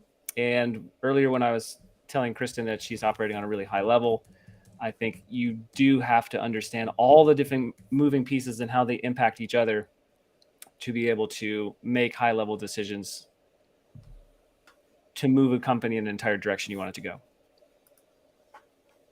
I think the biggest mistake that I have made when it comes to paying the DJs is having only one way to do it. And if you don't like this, then this isn't going to work. Period. And so, it was just because I was new at doing it. So I think the thing that I would tell anyone who's listening, who's trying to figure out, how do I want to pay my DJs? Is it percentage? Is it flat? Like, I think sometimes it's okay for all of us as we're building our businesses to really ask them and the team and the people that we want to be next to us while we are literally going into battle to tell this health company, bro, you pay my price because your surgery is whatever, is like, what do they want in their life? What fits their lifestyle? Because if health insurance is very important to every person who works for me. Maybe that's because of gender. I'm not really sure. But in order for me to build a business that can pay and guarantee DJs a certain amount of money a year and provide them health insurance, I have to structure that a certain way. And sometimes that means that for these type of DJs, this is what their structure looks like. And for these type of DJs that are just part-time and they just want, a check for every event, it might look this way. So again, not to be long-winded, but have open conversations with the people that you are wanting to be a part of your team of like, what have they experienced? What don't they like? What do they like? What do they want to see for their future? And how can you help partner with them to help them get closer to their goals? And sometimes you'll find that the answer is in that conversation. Yeah. What a great way to say that. And Jeff, because you are on a receiving end of this, I would love to hear your input. When you're looking at financials, like the money coming into your life, into your own bank account, which sounds more accurate to you? Are you really thinking about, hey, these are the bills I got to pay, this is the life I want to live, this money is great? Or are you thinking about the overall business structure at the company? What's that guy making? What's that guy making? Like, I guess what I'm saying is where does your brain go? Well, I know I was talking with Josh before we went live. He's like, how many events do you have this year? I'm like, I don't really know. I never look. I just kind of open up the planner, and green is the color of booked events. And when I just look at the right side of the calendar where the weekend is, I see a lot of green. I'm like, oh, it's pretty good. I'm happy with that. So I am definitely not a numbers guy. Never been. So that's the first thing I'll start with. To me, as long as I'm busy, I'm happy. Like last year, without nightlife events, I did like 122 private events. I know it's a lot, but I mean, it was also a little bit extra because I had leftover from COVID weddings and events. So like, there's some stuff on there, but I love what I do. So I might be an anomaly in terms of that. So I like to work a lot. I feel like if I'm not working a lot, I'm not happy, but because I like what I do, you know what I mean? But at the same time, I've learned to not take like the bullshit stuff. I've learned to do what I do. So when I look at the money, and I do compare, I will say, honestly, I mean, I'm human. I compare it to see like what the other people in the company are making. And I want it to be relative to like how long I've been doing it. You feel like you want to be rewarded for how much time you put into it. That's just human nature. So I mean, I kind of look at it that way. I mean, I want to be working every weekend. If I'm not working every weekend, it's because I chose to block it off, not because it didn't come in. So that's kind of my philosophy on that money wise. So I know I probably should be a little better on that. I mean, I know like, hey, what I need to pay the bills. I mean, I know the minimum stuff like that, but I'm a way looser when it comes to that. Like I always tell Jason, as long as like, the price is there, like you could almost put me in there without asking me if I want to do it. I've always kind of been like that when it comes to events. So I don't know if that answers your question, but I may not look at it as regimented as other people do in terms of money. As long as I see that the calendar is filled and I'm working, I'm kind of happy. No, I think Have that's. you ever considered moving to Columbus, Ohio? He's a 1099 baby. Let's go. Right. I mean, you're using the platform to recruit. That's great. Yeah. Here we go. Jason's not watching, is he? No, I'm just kidding. How do you like your eggs? Poached? I mean, does that answer it? Like I know, like I don't. No, I'm it not really does, regimented because that way. Yeah. I think in a lot of people in our position that are thinking about percentages and thinking about running profitable companies and working with talent and developing talent, we want to make sure that we're not blind to the fact that the humans that are on the other side of the paycheck feel like it's valuable work and are getting something that's not, where's everyone's head at with it? You know what I'm saying? Right. That's a great answer. Yeah. I love it. We are just a few minutes shy of taking a break. So I want to make sure that we hit one question real quick before we get onto this break, because I don't want to not make sure it doesn't happen. Let's talk about EE and talk about those last couple percentages with EE and how we're selling that. Are we selling that all up front? Are we selling that at any time? Are we selling basically who's responsible for selling it? If you have a sales team, the DJ themselves, Chris, why don't you kick that off?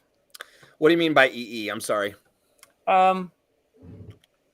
Extra entertainment, I guess, is the code for it, or the acronym, right? EE. Yeah, extra entertainment stuff like. So I guess like movers, anything uplights, else. photo booths. Yeah.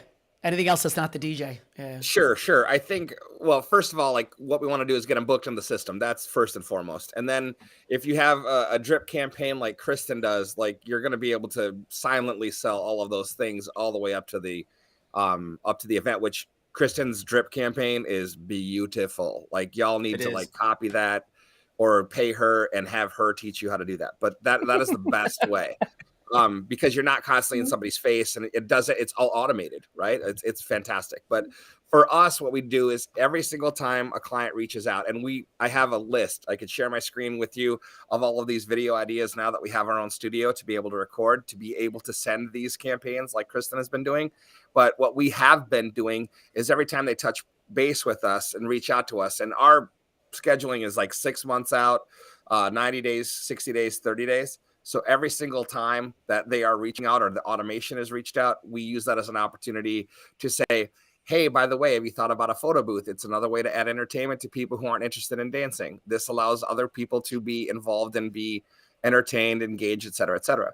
On the lighting standpoint, if we're in a venue that we know has an incredible lighting and the transition is incredible, like get those before and after photos, send them to them. This is your space without lighting. This is your space with up lighting.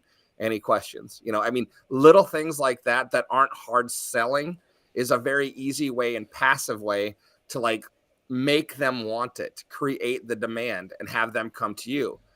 That's a really great thing that we do. Also, like anytime there's an introduction to a DJ, it's like, have you thought about any of these enhancements? you know, you have a great space. Like, I know you got a videographer. The dancing on a cloud would look amazing, and I think it would add a lot to that video. Those are just soft ways that we do it, but we're not constantly, you know, emailing campaigns with a million different options for them to think about. It's like, keep the options short, keep them sweet. And then again, focus on the areas where, like, I know of September 6th is like 3 months away and I only have one photo booth booked. Guess what? Magically can go on sale like 60 days beforehand. Woo, right? Like, Got that wiggle room, bruh. Yeah. That would be where wiggle room comes in. Agreed. Pay the talent, So negotiate wiggle. So listen, I have a warehouse drip email that goes out that's like, I don't want it sitting in my warehouse. So like, if you haven't added these things on, let me know. I don't make money when it sits in my warehouse. Amen. But we also can so appreciate our value of things because of that same statement. Chris, when you say DJ gets introduced to the couple and talk about adding on enhancements, or like at the last planning meeting, what's in it for the DJ to offer more enhancements?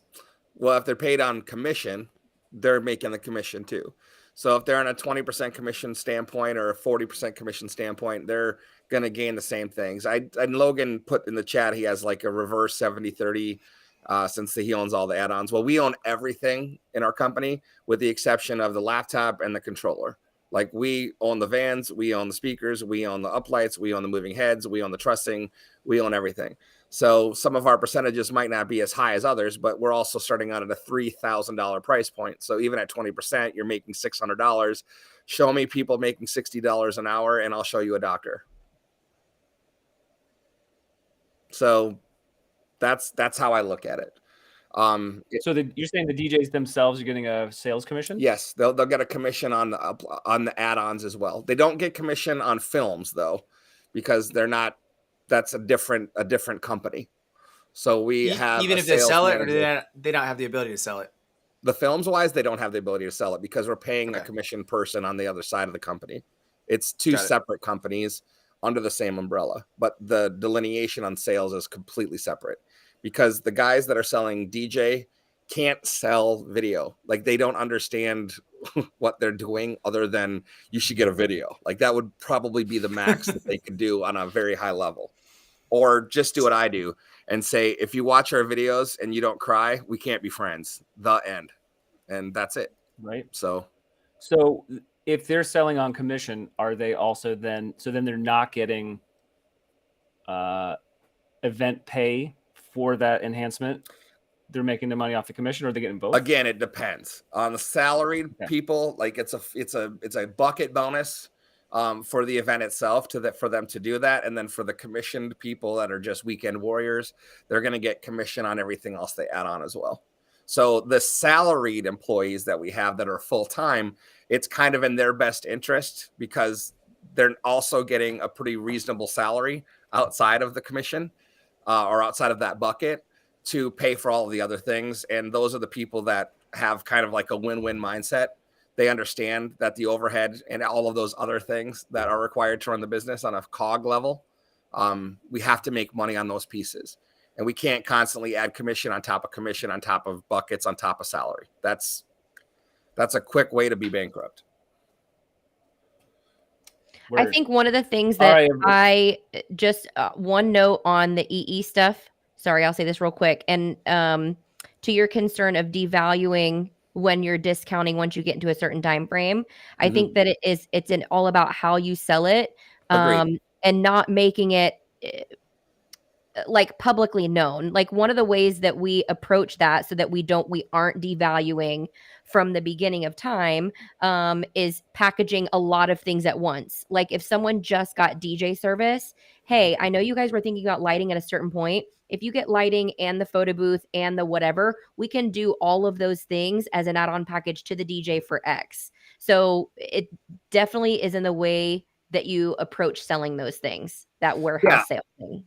Right. And some people value the option of getting a deal, right? You know, and those are the people that packaging pieces like that. I mean, yes, it's a lot bigger check that you're writing. I agree with that completely. But what I will say is that there are tons and tons of people that are trying to get us to discount items because so many people have the mentality that I'm not Yes. making any money in the warehouse. That's what I was getting at. Yep. And that's not Okay. that's not a challenge to any of us. That's just a basic math problem. Like, there are people that are constantly trying to get us to lower our prices the same way we want other people to lower their prices when we're building our house or when we're buying a boat or when we're doing things. Like, I understand the mentality. I just want us as owners to be conscious that we can't discount to the point where everyone's asking for a discount because they know that we'll do it if they wait 60 days out. That's what I Correct. was going for. Right. And Chris, if you say yes one time, like even, discounting the DJ or discounting the uplighting, like they're going to wonder, okay, what else can I get discounts on? And like those questions are going to come, like now you have to wade through all of those questions. Real quick, I know we're going to a break. I just wanted to jump in here real quick. One super great technique that we found that works really well is to tell the couples that whatever add-ons they're even interested in, they should put those on the contract Yes. when they book the DJ. And they can take them off later. There's no penalty to that. But what we find is they get used to that price that they're seeing all the time when they look at their invoice. And so we rarely have anybody come back and take something off. So there's just a little nugget on how to get people to book more EE from the outset. They get that idea in their head, like, I'm going to have this thing and it's going to cost this. And they get used to it over the time, waiting up until their wedding. Love it. Very smart. And with that, let's put a break in our contracts. And we'll see everybody in 10. Yeah, we'll be back on at 8:40, guys. 8:40. Take a break. Bye.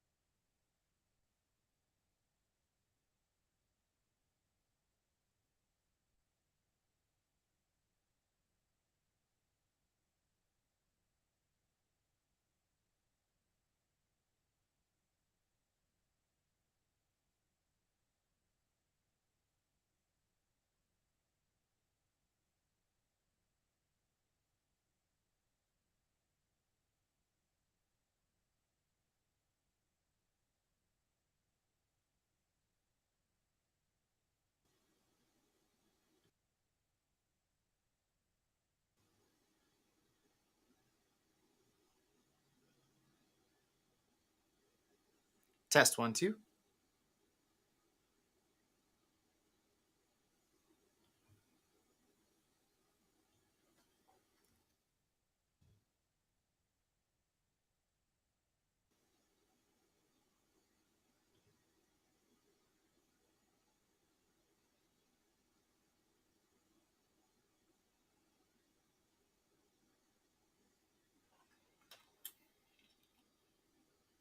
Yeah, I know.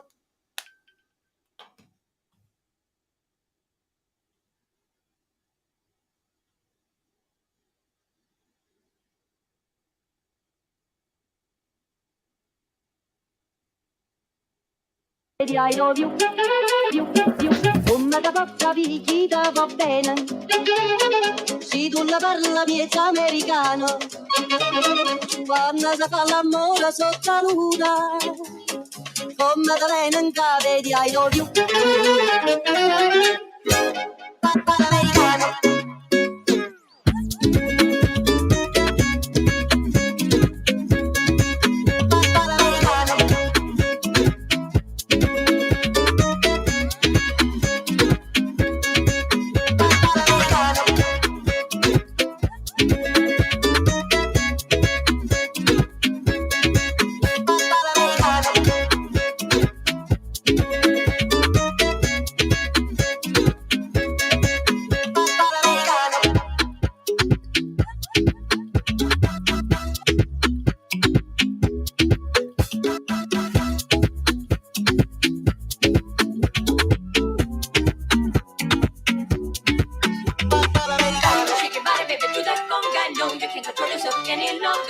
Shake your body, baby, do that conga. No, you can't control yourself any longer. Come on, shake your body, baby, do that conga. No, you can't control yourself any longer. Feel the rhythm of the music getting stronger. Don't you fight it till you're trying to do that conga. Come on, shake your body, baby, do that conga. No, you can't control yourself any longer. Feel the rhythm of the music getting stronger. Don't you fight it till you're trying to do that conga.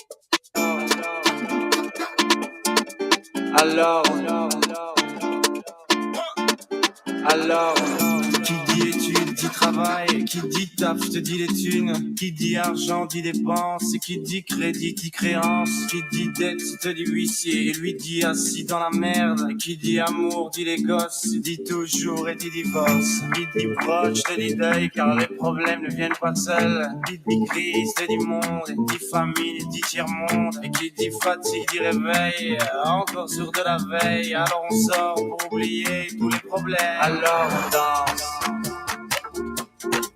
alors on danse, alors on danse, alors on danse, alors on danse, alors on danse.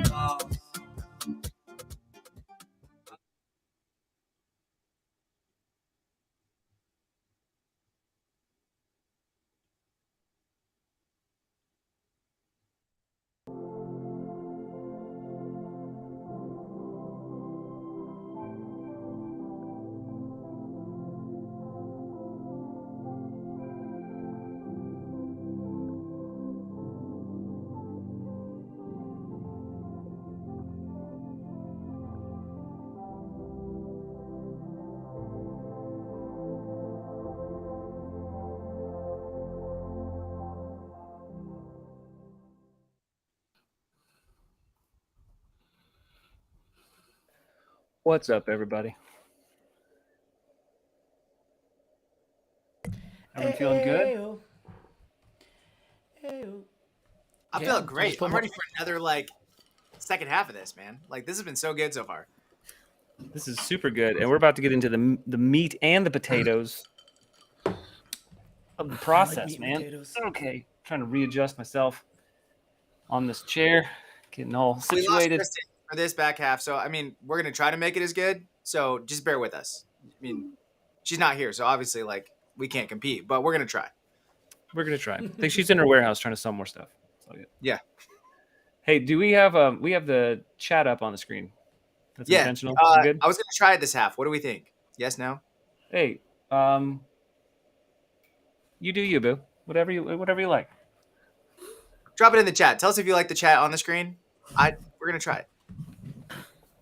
Okay, we're gonna see it. Then I mean, we'll definitely see it better now because it's gonna be right in front of us. Okay, so we talked about structure. We talked about percentages, kind of the back end stuff. Let's talk about the architecture of the process. Okay, from when a client reaches out, when do they see pricing, how are they getting nurtured? Like, we're just going to dive in. So let's just kind of maybe talk first steps. The first time a client wants to learn more about you, do we know, are we still website based, mostly contact forms? Are you getting hit up on Instagram more? What are we sending trend wise, just in the contact and communication side of things? Let's start with just the first step of the process. Chris Hintz. For us, it's still primarily like web-based. Everything's coming in via our contact form. I would say probably 50% of the leads. And then the various other ways, Facebook is still a pretty good way for us. Instagram, we get a few leads, but not as many. And then we're also getting stuff via Wedding Wire and the Knot. Whether they're real leads or not, I'm not entirely sure. Josh, you want to take the next one? Yeah, ask me the question again. I was distracted with the chat. Sorry. What's your first step in the sales process? Is it mostly website contact form, social media? Like, are you seeing a rise in anything? Yeah, or any we're seeing a changes? huge rise in Instagram content. Like, if I do a reel, and especially if I'm putting the venue hashtags on it, typically within the next day, I'm getting 1 to 2 leads off of that reel that are coming through either. I would actually say they message me on Instagram, but then before I respond, typically they go ahead and fill out our contact form and then mention the video, which is ideal because then it puts them right into our CRM. Got it. JSG? I mean, I don't really see a lot what happens. I could talk from my end. Anytime I get a lead personally, and I would say I would get 90% of stuff that I would get personally is through social media. I very rarely get an email or a text message initially from me. But again, I'm not in the office. But anytime I get something, I always forward it over to the office, even though I know my calendar, just to make sure because I could be saying I'm open and someone could be on the phone. It's happened once or twice before. So I used to send up my Calendly link. Yeah, I'm open. Let's chat, blah, blah, blah. And then it turned out that same day, someone in the office got a call from me for the same date. So for me, most of my stuff is, they DM me. Oh my God, I was at a wedding and so and so, or I saw your video. I'm getting married at the same venue. So for me, mostly it's social. But for the office, it's a lot of. I know they do get the contact form stuff, web based. So you're just trying to push everything that all the places you're getting it from, you're trying to push it to the office so that it's managed well for you. Just to confirm, yeah, because I can't see everyone's availability. I could see mine, but we always just make sure, like Steph in our office, she's like the gatekeeper of the calendar. And I literally use those words to the clients. When I speak to clients, I'm very, how I talk to people. I don't have like a sales voice. I just have my normal high pitched squirrel, mode. That's just the way I am. So I literally say, Steph's the gatekeeper. It looks like I'm open on your date. Just gonna make sure she'll reach out to you, just to confirm. But that's kind of how I do it. Love that. Kristen?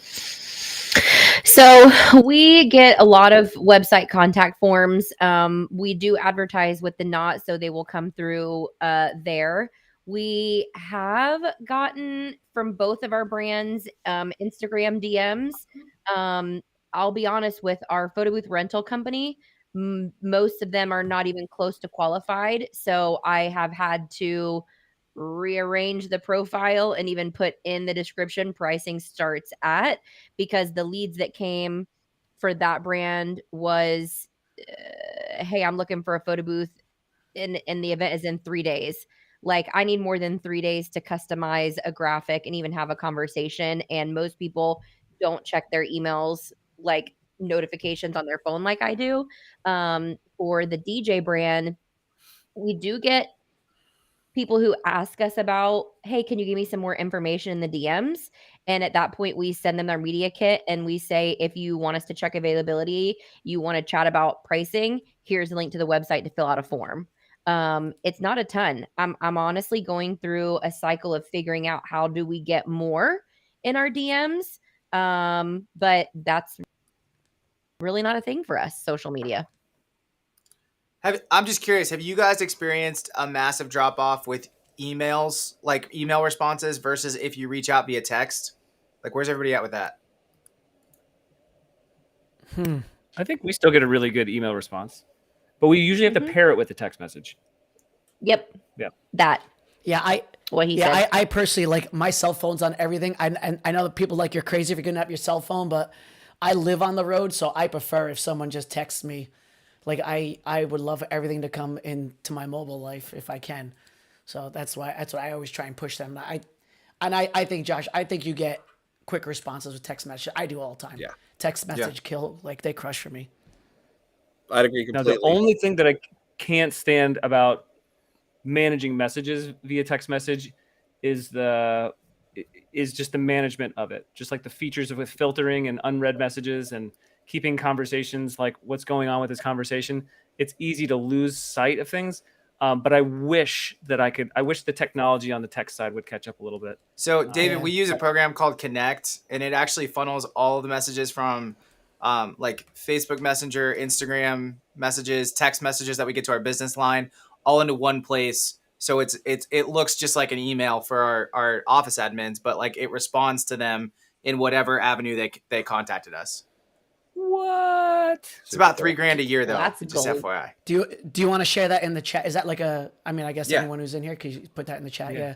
Yeah. Share it, bro. Josh, have you attached? Is ChatGPT do anything with your software that you're using? Not at this moment, but I mean, we're using it for like default messages and like Gotcha. Yeah. Okay. things like that. Yeah. Wow. Yeah. Now that would be a game changer to have. Speaking of game changers, their colors are changing. Okay. I like it. You keep me on my toes. I like it. Okay. So people reach out. Where are we price ranges on websites? Are we pricing right on the websites? And I actually already know about y'all. I've already looked, but I want you to share with everybody. Price ranges, or do we have to inquire to get prices? You have to inquire. We have both. We have I think Jay put something on there like we fall in around this thing, but if they click on a certain host, they can see like where that host starts at for us. Okay. Kristen? I'm price ranges, but I'm very, very, very specific. Okay. And I do it on if it's wedding or it's corporate, and then I also do it right above our contact form, so that like one more time if you didn't see, to help qualify. Love it. We have our pricing right on the website, which I like it and I don't like it. We definitely have less leads than we would otherwise, but I find that the vast majority of them are qualified. And sometimes I wonder if we're missing out on any opportunities to nurture things further. But we've done it for a few years and it works out pretty well. See, I think you can kind of have the best of both worlds there. Like if you have it on your website, but it's not like immediately apparent as to where it is. Like we have an investment page, which, if you read our website, you'd be like, oh, the pricing's probably there. But it's like halfway down the page. Like you have to get through a lot of videos and content before you get to the pricing. Whereas when they inquire, we link them right to the pricing so that they have to inquire first. They could go find it if they wanted to, but they're probably not going to do that much digging before they inquire. Don't you think it helps like pre-qualifying if you have the price on the website? 100%. To a certain, I mean, Totally now I know corporate is a whole different animal because you can't. There's no starting price for that. I know, like I should probably say that even I think bar mitzvahs, weddings, that kind of stuff, you can put a price, I know corporate you can't. I mean, I don't do a ton of corporate, but the ones I do, it's like literally everything is like you said, Chris. It's like literally a la carte, even from like there's no starting price because everything's so all over the place with corporate. But I think in the other stuff, in the social, stuff, I think for me, I think it helps pre-qualify. I don't want to get on a Zoom call and have to put a shirt on and whatever, and maybe, whatever it is, so I look presentable and go through that whole thing. And they're like, oh, I didn't know you were that much to start out with. And you're like, so I don't know. I guess it can go both ways. Cause I also feel like maybe I'm not the biggest closer or like the biggest whatever. I'm not a great salesperson. I think my personality is my personality. So you get it, you don't. But I know there's some people that like, I don't want to give praise because I know if I get them on the call, they get in front of me, I'll lock them in. I know there's people just like they're magicians like that. So they don't need price, they just sprinkle the whatever dust in it and it's a thing,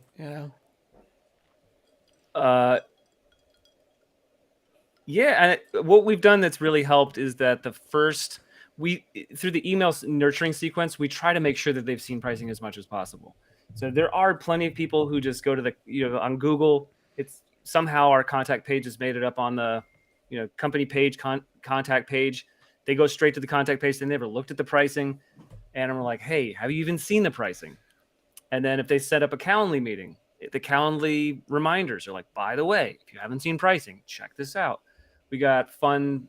I think we have an email that has a GIF from The Bachelor, like we're meeting on Zoom, and it's got again links to the pricing, so that I want to make sure that there's no surprises. Because, like you just said, Jeff, if you get on a call and they're like, "Oh, we definitely want you. You did my sister's wedding 7 years ago," and you're like, "Well, I'm like 4 times more expensive than I was 7 years ago." So we're eggs. Yeah, so right. So it's like everything. I mean, I want them to have that sticker shock without me in the room. Does everybody here use Calendly? You guys all use Calendly? Oh yeah, I do. Yeah. I use Acuity, but same. Okay, same thing. Yeah, I love it. I would just say my counterpoint to having your pricing everywhere is in my opinion, if you're at the average or a little bit above average in your market, I think it's totally okay. But I think if you're like leading the market, you're at the higher price points, like it's not always, how do I say this? I'll say this politely. We had a couple that came in a couple years ago, loved us, wanted to work with us, did her sister's wedding, et cetera, et cetera. The father of the groom was paying for the entertainment. He happens to be an accountant, and he wanted to meet. And he's like, I don't think it's logical to pay a DJ $5,000, even though they want you and they want to work with you. I don't think it's logical. And I said, you're right. It's not logical. And he goes, what do you mean it's not logical? I'm like, it's not logical to pay a DJ $5,000 for one day, but it's also not logical to dress up 8 bridesmaids in the same dress. And it's not logical to dress up 9 groomsmen in the same tux. And it's not logical to have a video and a photographer follow you and your wife and all of the kids and everybody else around all day long. And it's not logical to feed 200 people. So if we're going to talk about logic with price points, are we really going to talk about the DJ? And he ended up spending. Did you also say grand, it's right? not logical what I'm going to do with the dance floor? No, I mean, I'm like, you see the reviews, like they've worked with us before. Yeah. Like we are really good at what we do. And just like you are good at what you do and deserve to be paid the rate you deserve to be paid, there's a reason you're driving a Denali and not a Tahoe. So we have choices. I hope I'm Did one you of say them. my taxes are not logical? That would have been great too. No, that would have been a long conversation. Our tax code is not logical. Right. There's lots of things that are not logical, but Listen, how many gastric bypasses have you had? Now I'm going to say, Chris, was the end result? Did he end up paying 10 instead of 5? Because no, but he ended up paying 8.5 because he added a film later. So right, yeah. I mean, But see, that's good. What would you say was an accountant? Hold on, he was an well, accountant? the father of the groom was an accountant, and he was paying for like part of it. He wanted to pay for the DJ, so he was the one who brought it up, and Right. So he paid. For the I DJ. don't know if I love that explanation. I wish I can do it. I probably would have blurted out, I can just get you there quicker. oh, that'd be fun. That's funny. Yeah. Well, regardless, it's okay to own our stuff, but I also don't want to be. I want to That be was able to so have a connection because inappropriate. most of our sales is relationship based and it's referral based. It's not wedding wire the knot. Okay. These people are coming to us. They've been referred by at least one vendor, usually 2 or 3. And we have strong name recognition. And that's something that I think we have to protect. So if that means that they can't get our pricing easy, that's okay. It's one more barrier they have to work through to get to work with us. No, I mean, I definitely see both sides of the coin. Like, it can work either way because I know there's you know, if you're president, you look at, I go to a website or I look at someone's Instagram or whatever it is, and you could tell, like, if it's like this company's money. You could tell, like, if it's presented the right way. So I think it can go either way. If you take the price off, you take the price on, as long as your brand is where it is. I don't think anyone's to look at the other way. So I mean, I think it's 6 of one, half a dozen of the other when it comes Yeah. down to it. Yep, agreed. We took this approach a few years ago, and I think I got the inspiration from Staley here about putting prices on the website. And one of the things that made me feel really comfortable about it was I think all of us use a MacBook, and I've spent thousands and thousands of dollars on a MacBook. Apple doesn't have their prices hidden. Now, obviously, it's laptops and not DJs, but you go to the website and you look through the things and you figure out what you want, and you go, okay, that was $3,500, and but the one that I really want's $5,000. Like, people are doing that too. So I want to make a pricing page that's compelling, and I put videos on it, and we put a lot of call to actions and explainer videos about uplighting with good video and all kinds of stuff. I want people sitting there looking through it, watching the videos and getting excited and wanting more things. And just, most of the people that are contacting us are like, we already know what we want. Yeah, and I would put this question out of the group. If you're going to put your pricing out, do you also need to put explanation for the pricing and like why your pricing is set the way it is, or an explanation or a breakdown of what it includes? Or can your pricing just be on a page? I think there's a couple mindsets you can go here. I think that if we take ourselves out of being the ones to create this and flip ourselves on the other side, I have found myself getting frustrated in the last 30 days when I reach out to someone and they say, "What's your budget?" And I'm like, "I don't know, because I don't know what I don't know yet. I need to create my budget." So, like, I need you to tell me what I'm going to get out of this. And then if I can't afford it today, I'm going to wait, 3 more gigs, and then I'm going to get what I actually want. So, I remember literally replying back to someone and being like, "I don't have a budget. I want to know what value I'm getting so I can create my budget out of this." So I think that's one mindset. And then, Josh, I think that I've always taken the approach when it comes to, should we explain it? I need someone to show me, don't tell me. Like, prove it to me. I want to be able to see in their reviews and their videos, like, show me what you're going to deliver to me, and automatically, like, I can assign value to Right. that, Well, and that goes right back to social media as a selling tool. I think when you have a following and you have people that can command higher rates, and Jeff, I think you do an amazing job with your socials. Yep. Painting a picture of what's happening. It's not just the party, but I mean, I've seen some of the stuff that you put out with just behind the scenes and slapping a mic on, and it's if I'm a potential bride and I'm watching it and like, well, that's great, but whoa, he's organized too, or this or that, or I think you get a really clear sense of who you are on a wedding day, and then when you go, well, here's the price, you're like, well, that makes sense, that's fine. Okay. And I learned that from Jason, because basically before Jason, I was with other companies and I didn't have to do the sales. When I came aboard with Jay, he's like, "Oh, you're gonna meet couples," and I was like, I'm like, "What? No, I don't want to do it. I don't want to do it." Like, I like people and I hate people. Like, I want to be in a room full of people, but I just want to be a people watcher.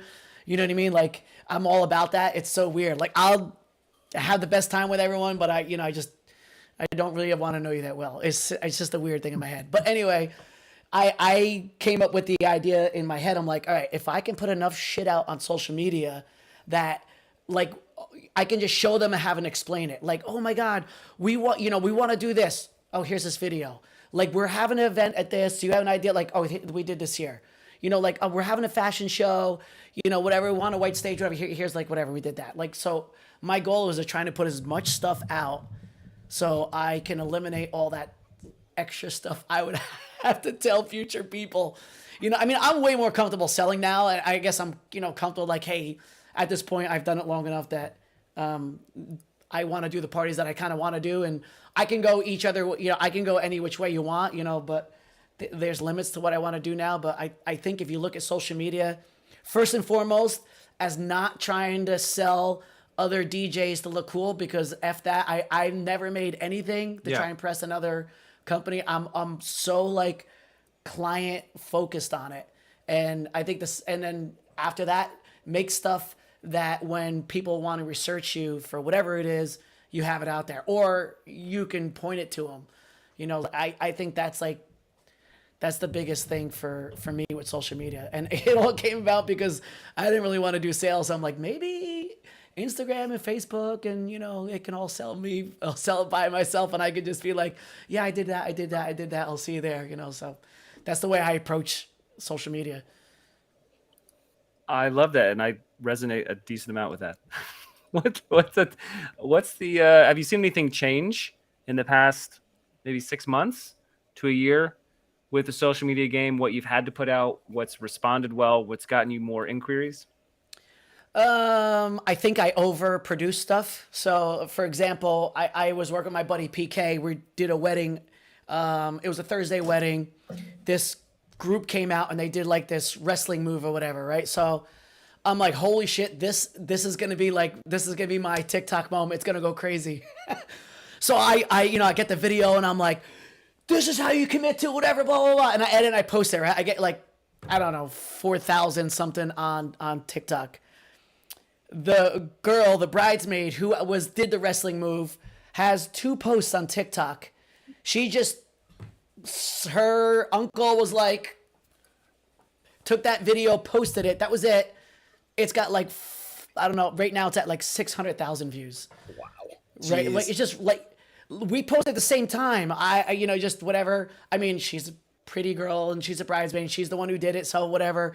And then like all the wrestling WWE people got shared to them, so like they're whatever.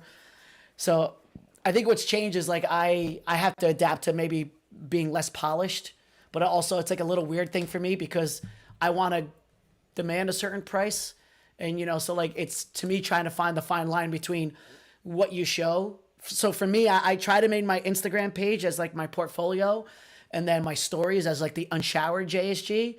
But now it's almost everything's unshowered. Like now it's just like, it's just weird. Like I think what's changed a lot for me. It almost just like I almost have to train myself to dumb it down a little more, which is Yeah, because we were like trained, like when Instagram first came out, it was like, you got to make your profile look gorgeous. Like it has to all flow. It has to be the same filters, all that stuff. And now it's just like, that's totally out the window. And the more, more raw and authentic, like Chris just said in the chat, like the better. And like, I'm struggling with that too, Jeff. Like I have really polished content, and then I just have the stuff that I shoot on my phone at weddings, and the stuff I shoot on my phone gets way more attention. Right. So I just got to find the right mix, because I know you definitely need both, because there are clients out there, they're still like, sometimes when there's the younger whoever is like the decision maker, and they just tell their parents, like this, talking weddings, they just tell their parents, I want them, like, okay. And then there's from the other side, when you've got like those, like we have this venue by us, it's like the $450 plate venue, and like your shit has to be polished for them. Once you get to the wedding, then whatever, a couple bourbons and they're the same as you. But like you got to be like that route. So you need that both. But for me, I think that's what's changed the most is that just finding that, balance of just kind of dumbing it down. It's like super hard to do, but I'm trying. I'm trying, man. I'm trying. We believe in you. And I think there's a really good segue in that, because for a long time, email and email signatures were that way. And there's there's a SaaS coach that I work with Blueprint Development, who's been talking to me a lot recently about people don't want emails from companies that look like emails from companies. They want it to look like plain text. They want it to just feel like my bros text, sending me an email.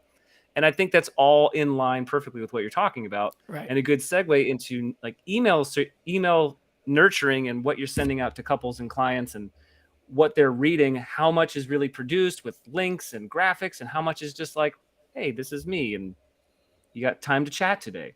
Like, is it too overproduced? Kristen, I know you are super, super great with the Canva. Have you noticed differences with response rates or any changes with the way that you email or the way that you communicate? Oh my God, massive change. There has been a massive shift.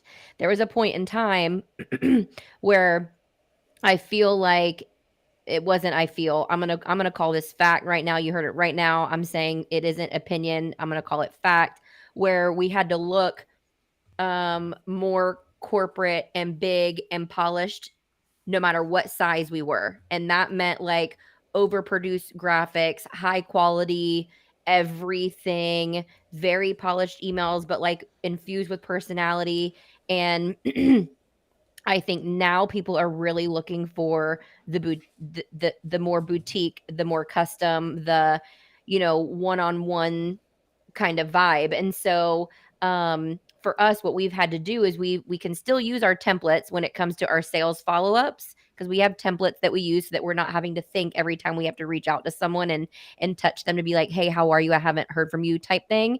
But we've really had to change that. And I've literally had to highlight certain sections for the girls to be like, delete, customize, like, it's more of like, how do you let me put this in terms as a DJ. Like as a DJ, I don't want people to, first of all, I don't want you to come up to me requesting songs when I'm literally mixing every 60 seconds because can I see a question? Bro, can you just ask? Because now you've wasted 30 seconds and I'm about to go into the place where I got to mix or like whatever. Preach, sister. Can we get an organ in here? Anyone? But oh my God, I got a rebuttal. Go ahead. I got a rebuttal to that. Go ahead. Do it. Go.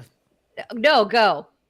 I was just going to say, I kind of love when people come up and interrupt me because I'm always recording. I have a lav, I wear it all the time. So I'm like, I want someone to fuck me up because I'm like, that's the real. That's.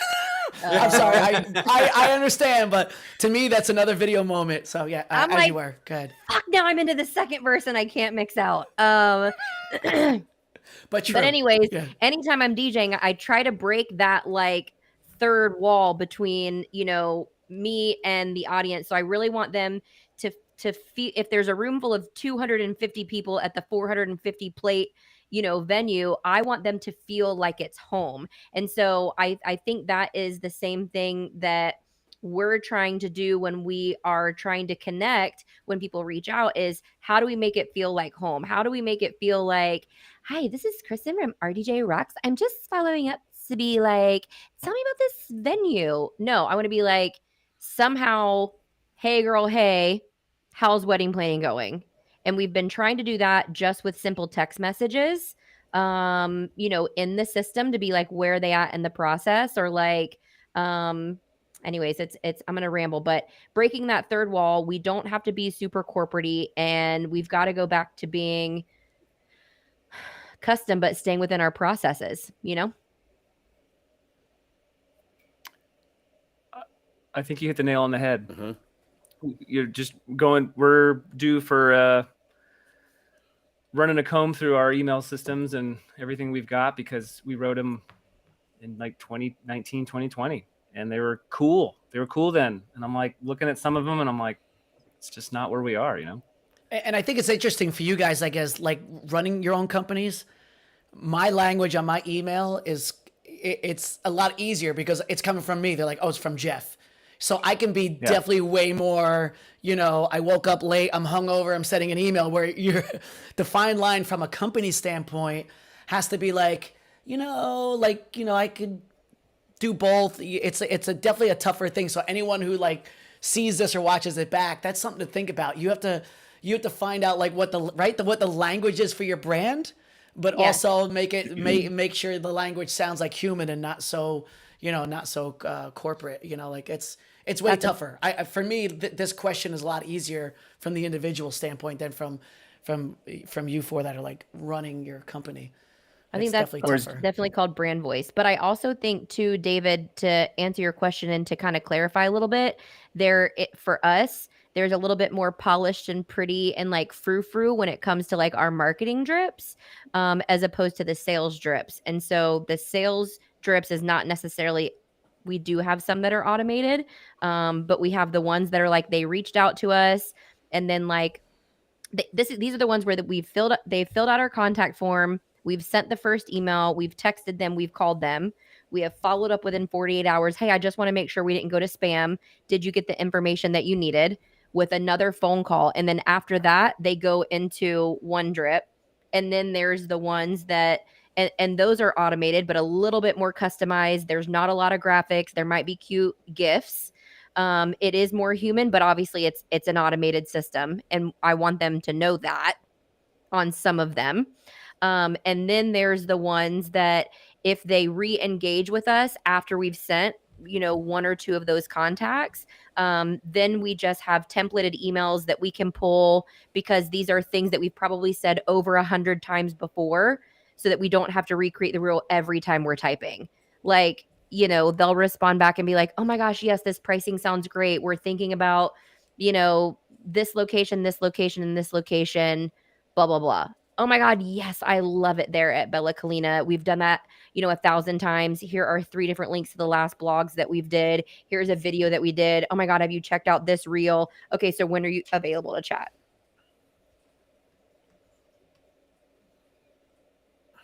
That was a lot of info. All good things. That was a lot of info for you guys, but basically, Kristen, I love the 48-hour. Did this go to spam follow up? Because it's just another touch. Like, even though we know it probably didn't go to spam, like it's just another quick, like, hey, poke, you still there? like, oh my God, sometimes we go to spam. Did I go to spam? Yeah.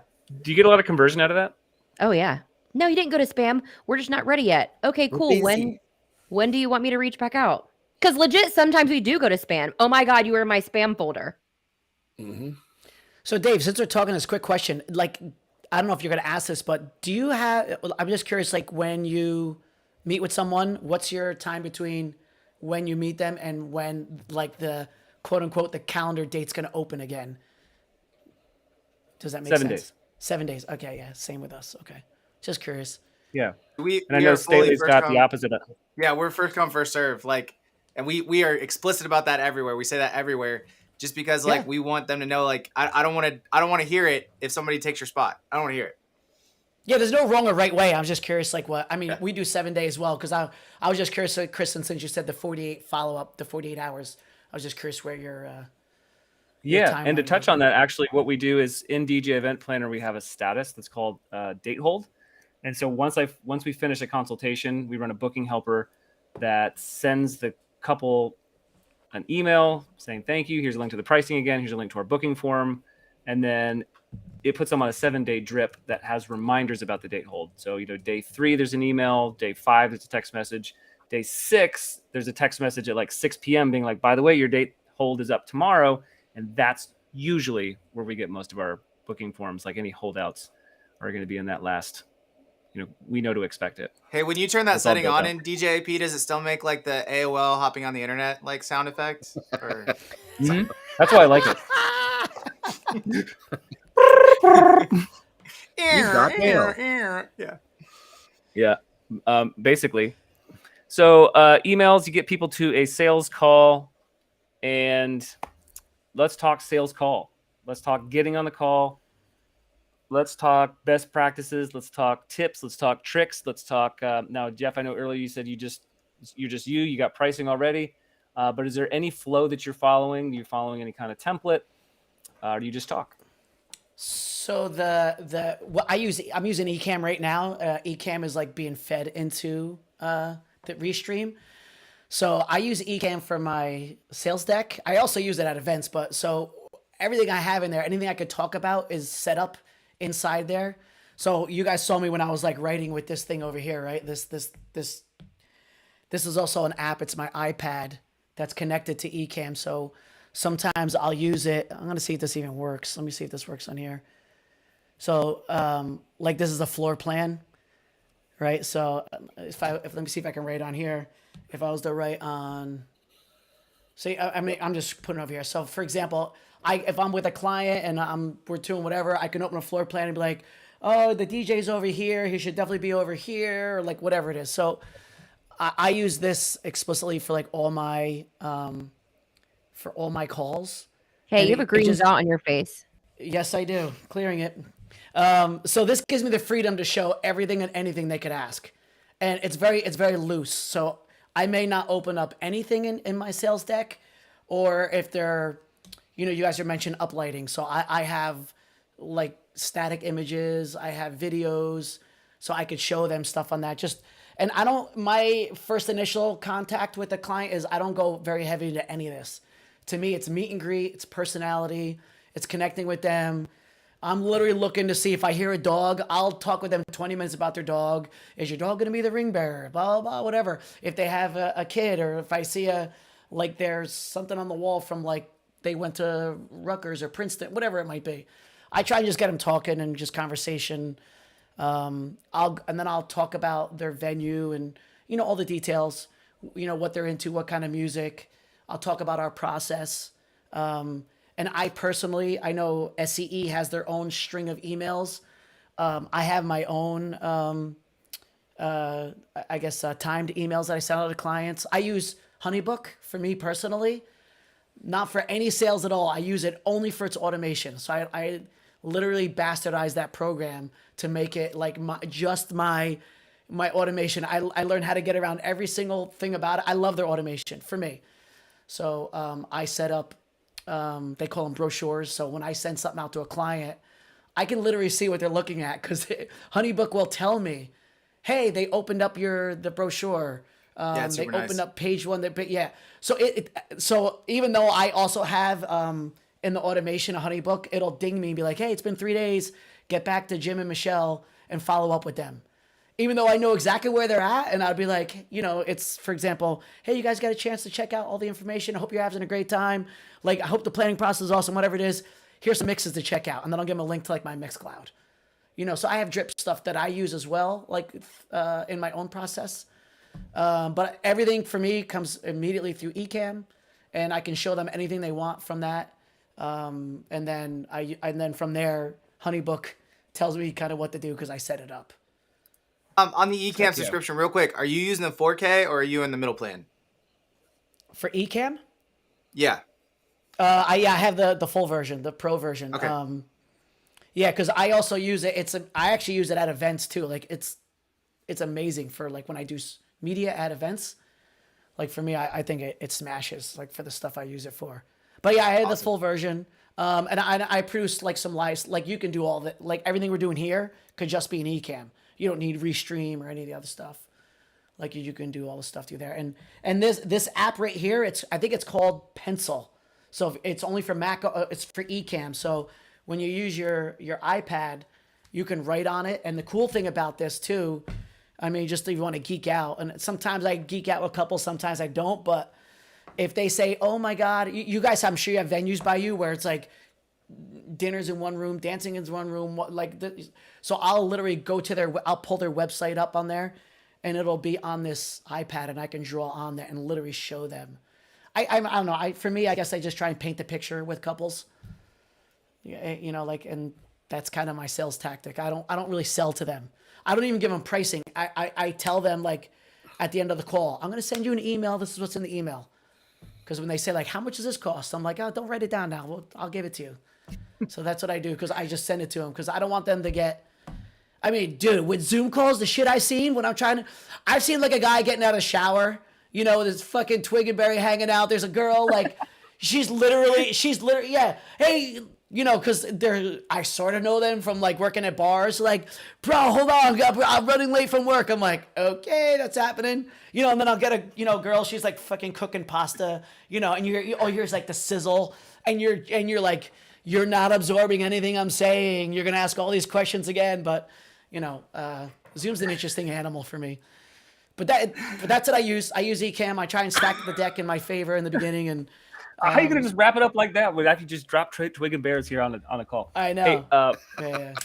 I am totally dead. What is it, Twig and Berries? I'm just kidding. Sorry. Josh Daly. Before you pop in, it sounds like, to recap everything you just said, I don't remember anything other than a Twig and Berry. You spend some time. You just get the clients to love you. He does. He You gets build them a so connection with comfortable them. that they show their twigs and berries. Yeah. Basically, that you spend all your time building the relationship so that the pricing is He secondary. sure does. I mean, I try to like. I've always been taught like again. Jen literally taught me everything about sales because like I guess before that, obviously, even when you're at events, you're selling yourself. You should always be selling yourself at events. But I never knew like this part of the process. So he always told me he's just show the value. And we even tell clients, one of the things he always tells us, and we tell our clients, is that one of my closing lines is I always tell people, I'm like, hey, you're gonna see Steph on the email. She's gonna put it in the system. She's gonna put me on lockdown for 7 days. So if you're going to check out some other entertainment options, at least you'll have our stuff to compare.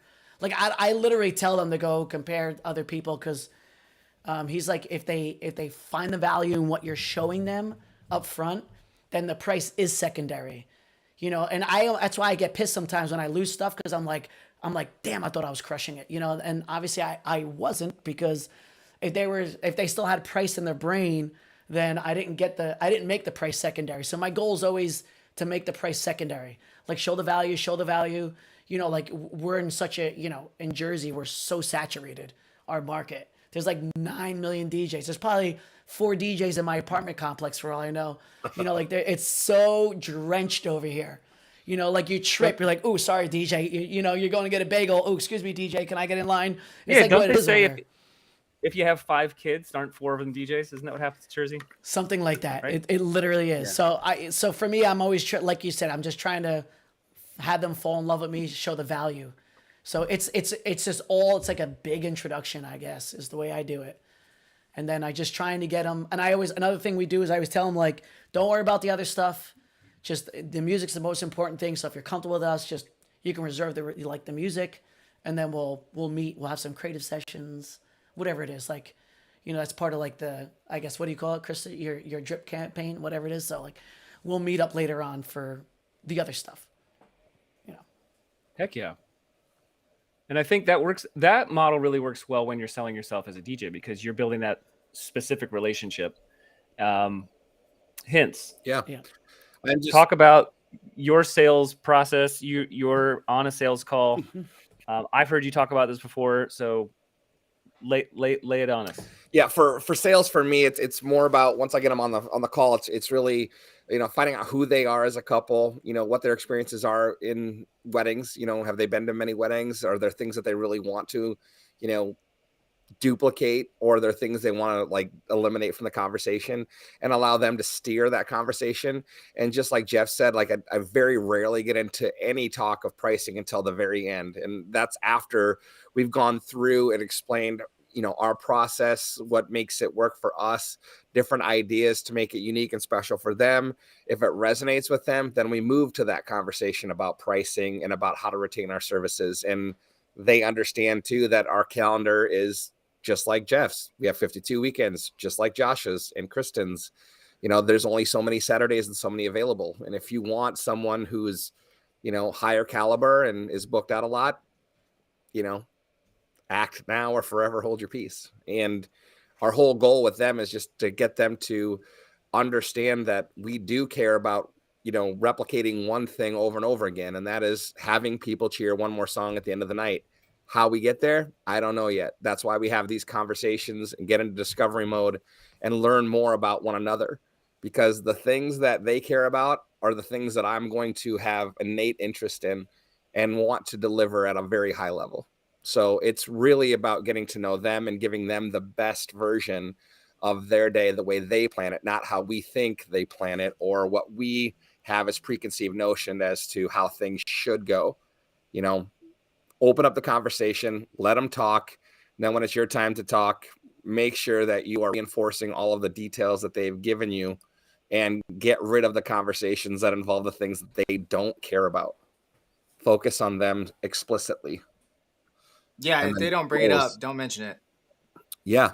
And if they do bring it up, you better be talking about it. If they went to school at USD and the Char Bar is where they met, like, we can talk about having to have a tetanus shot and playing that playlist from 2018 when they were in college. But it really is that assimilation, and just dropping little things like that, automatically qualifies you.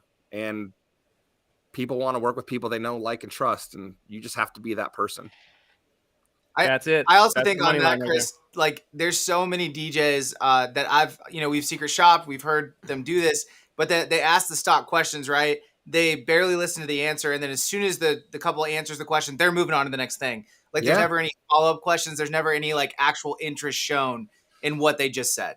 Yeah, because their job is to. Right, absolutely. Or the gatekeeper's job is to get them to a meeting, right? And they don't care how they get them to the meeting. They just want to get them to the meeting. But part of the process of getting someone to the meeting is being heard. They need to be heard. They need to have their items addressed. So my assistant and I, she's been with us for about 8 months now. She's getting married. I'm actually doing her wedding, and her mom is in the industry here in Sioux Falls. But my assistant, we have talked multiple times about scripting and getting to a basic script and then customizing and then getting to the point where it's genuinely authentic, being able to talk off the cusp, knowing, name dropping venue owners, name dropping, all of the things that are necessary. And I've told her time and time again, and she's really good, but there's times where she's busy too. And they'll ask a question and she doesn't even answer the question. She just gets to the point of like, well, Chris is available on Thursday from 2 to 4, and it's like, thank you. We got the meeting, but please understand, put you in her shoes. You are a bride. You are getting married. You want your answers answered. Be cognizant of those pieces and be fully aware of the things that you're missing, because that's how you convert. Don't miss things. If they ask you a question, answer it as directly as you can, unless it's the price question, right? Unless it's the price question, that can be a range or a starting at. That's totally okay. And we don't even talk pricing until they've asked us 2 times for basic pricing information. Up until that point, we don't talk about price. And I know that there's going to be a million people that argue with me in that, and I'm totally okay with that. Totally okay with that. But if you are in a market of 200,000 people and are commanding $5,000 30 times a year, then I will take your advice. But until then, maybe listen to how we do it, just to know that there's different ways for each of us to convert. Preach it. Kristen, sales techniques, sales tips, sales calls. So we obviously touched on a lot of things here. And to sum a lot of this up, everyone is saying that, really bonding and rapport is one of the most important things. And I 100% agree with that. I think that I have found myself often in situations in the last probably 12 months where I have put so much focus on that because that's what's been so successful for our business. And then I've gotten to the point where I've lost the sale and I'm like, they literally were in love. Like they literally proposed to me on this call. So I'm not sure why we're not having a wedding. Like what went wrong here? You know what I mean? And what has happened for me, I've been a consumer more now than I ever have been in a really long time because, I'm renovating my townhome and, I'm basically doing a lot more things myself instead of having, a partner in a house because of my life situation that has changed. And I actually find that the bonding and the rapport and the relating is really important, but like I want to move past that because if I'm interviewing, 3 people to come in and, the plumbing situation, let me give you a really dumb example.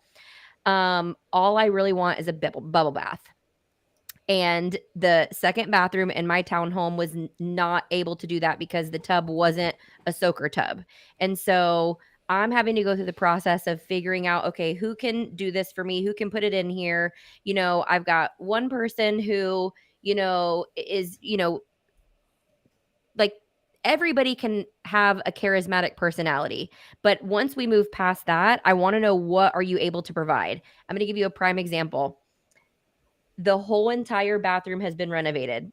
I have spent $5,000 to $10,000 to make it the most beautiful bathroom I've ever seen in my life, complete with black grout and a slider door on the shower.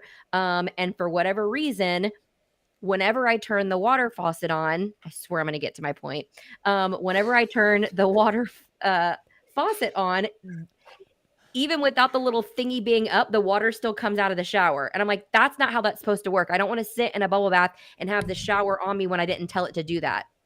I had 3 plumbers tell me that it's not I call possible. it rain shower. Yeah. Or rain I don't bath. Yeah. I don't want that. I already have that in the other bathroom. Like I already have a rain shower in that. This is the vibe I'm trying to create in here. And so he's like, well, I don't like how, you've got it switched where you have handheld and whatever. I'm like, I don't really care what you don't like. This is what I want to create. Well, we're going to have to break through the tile.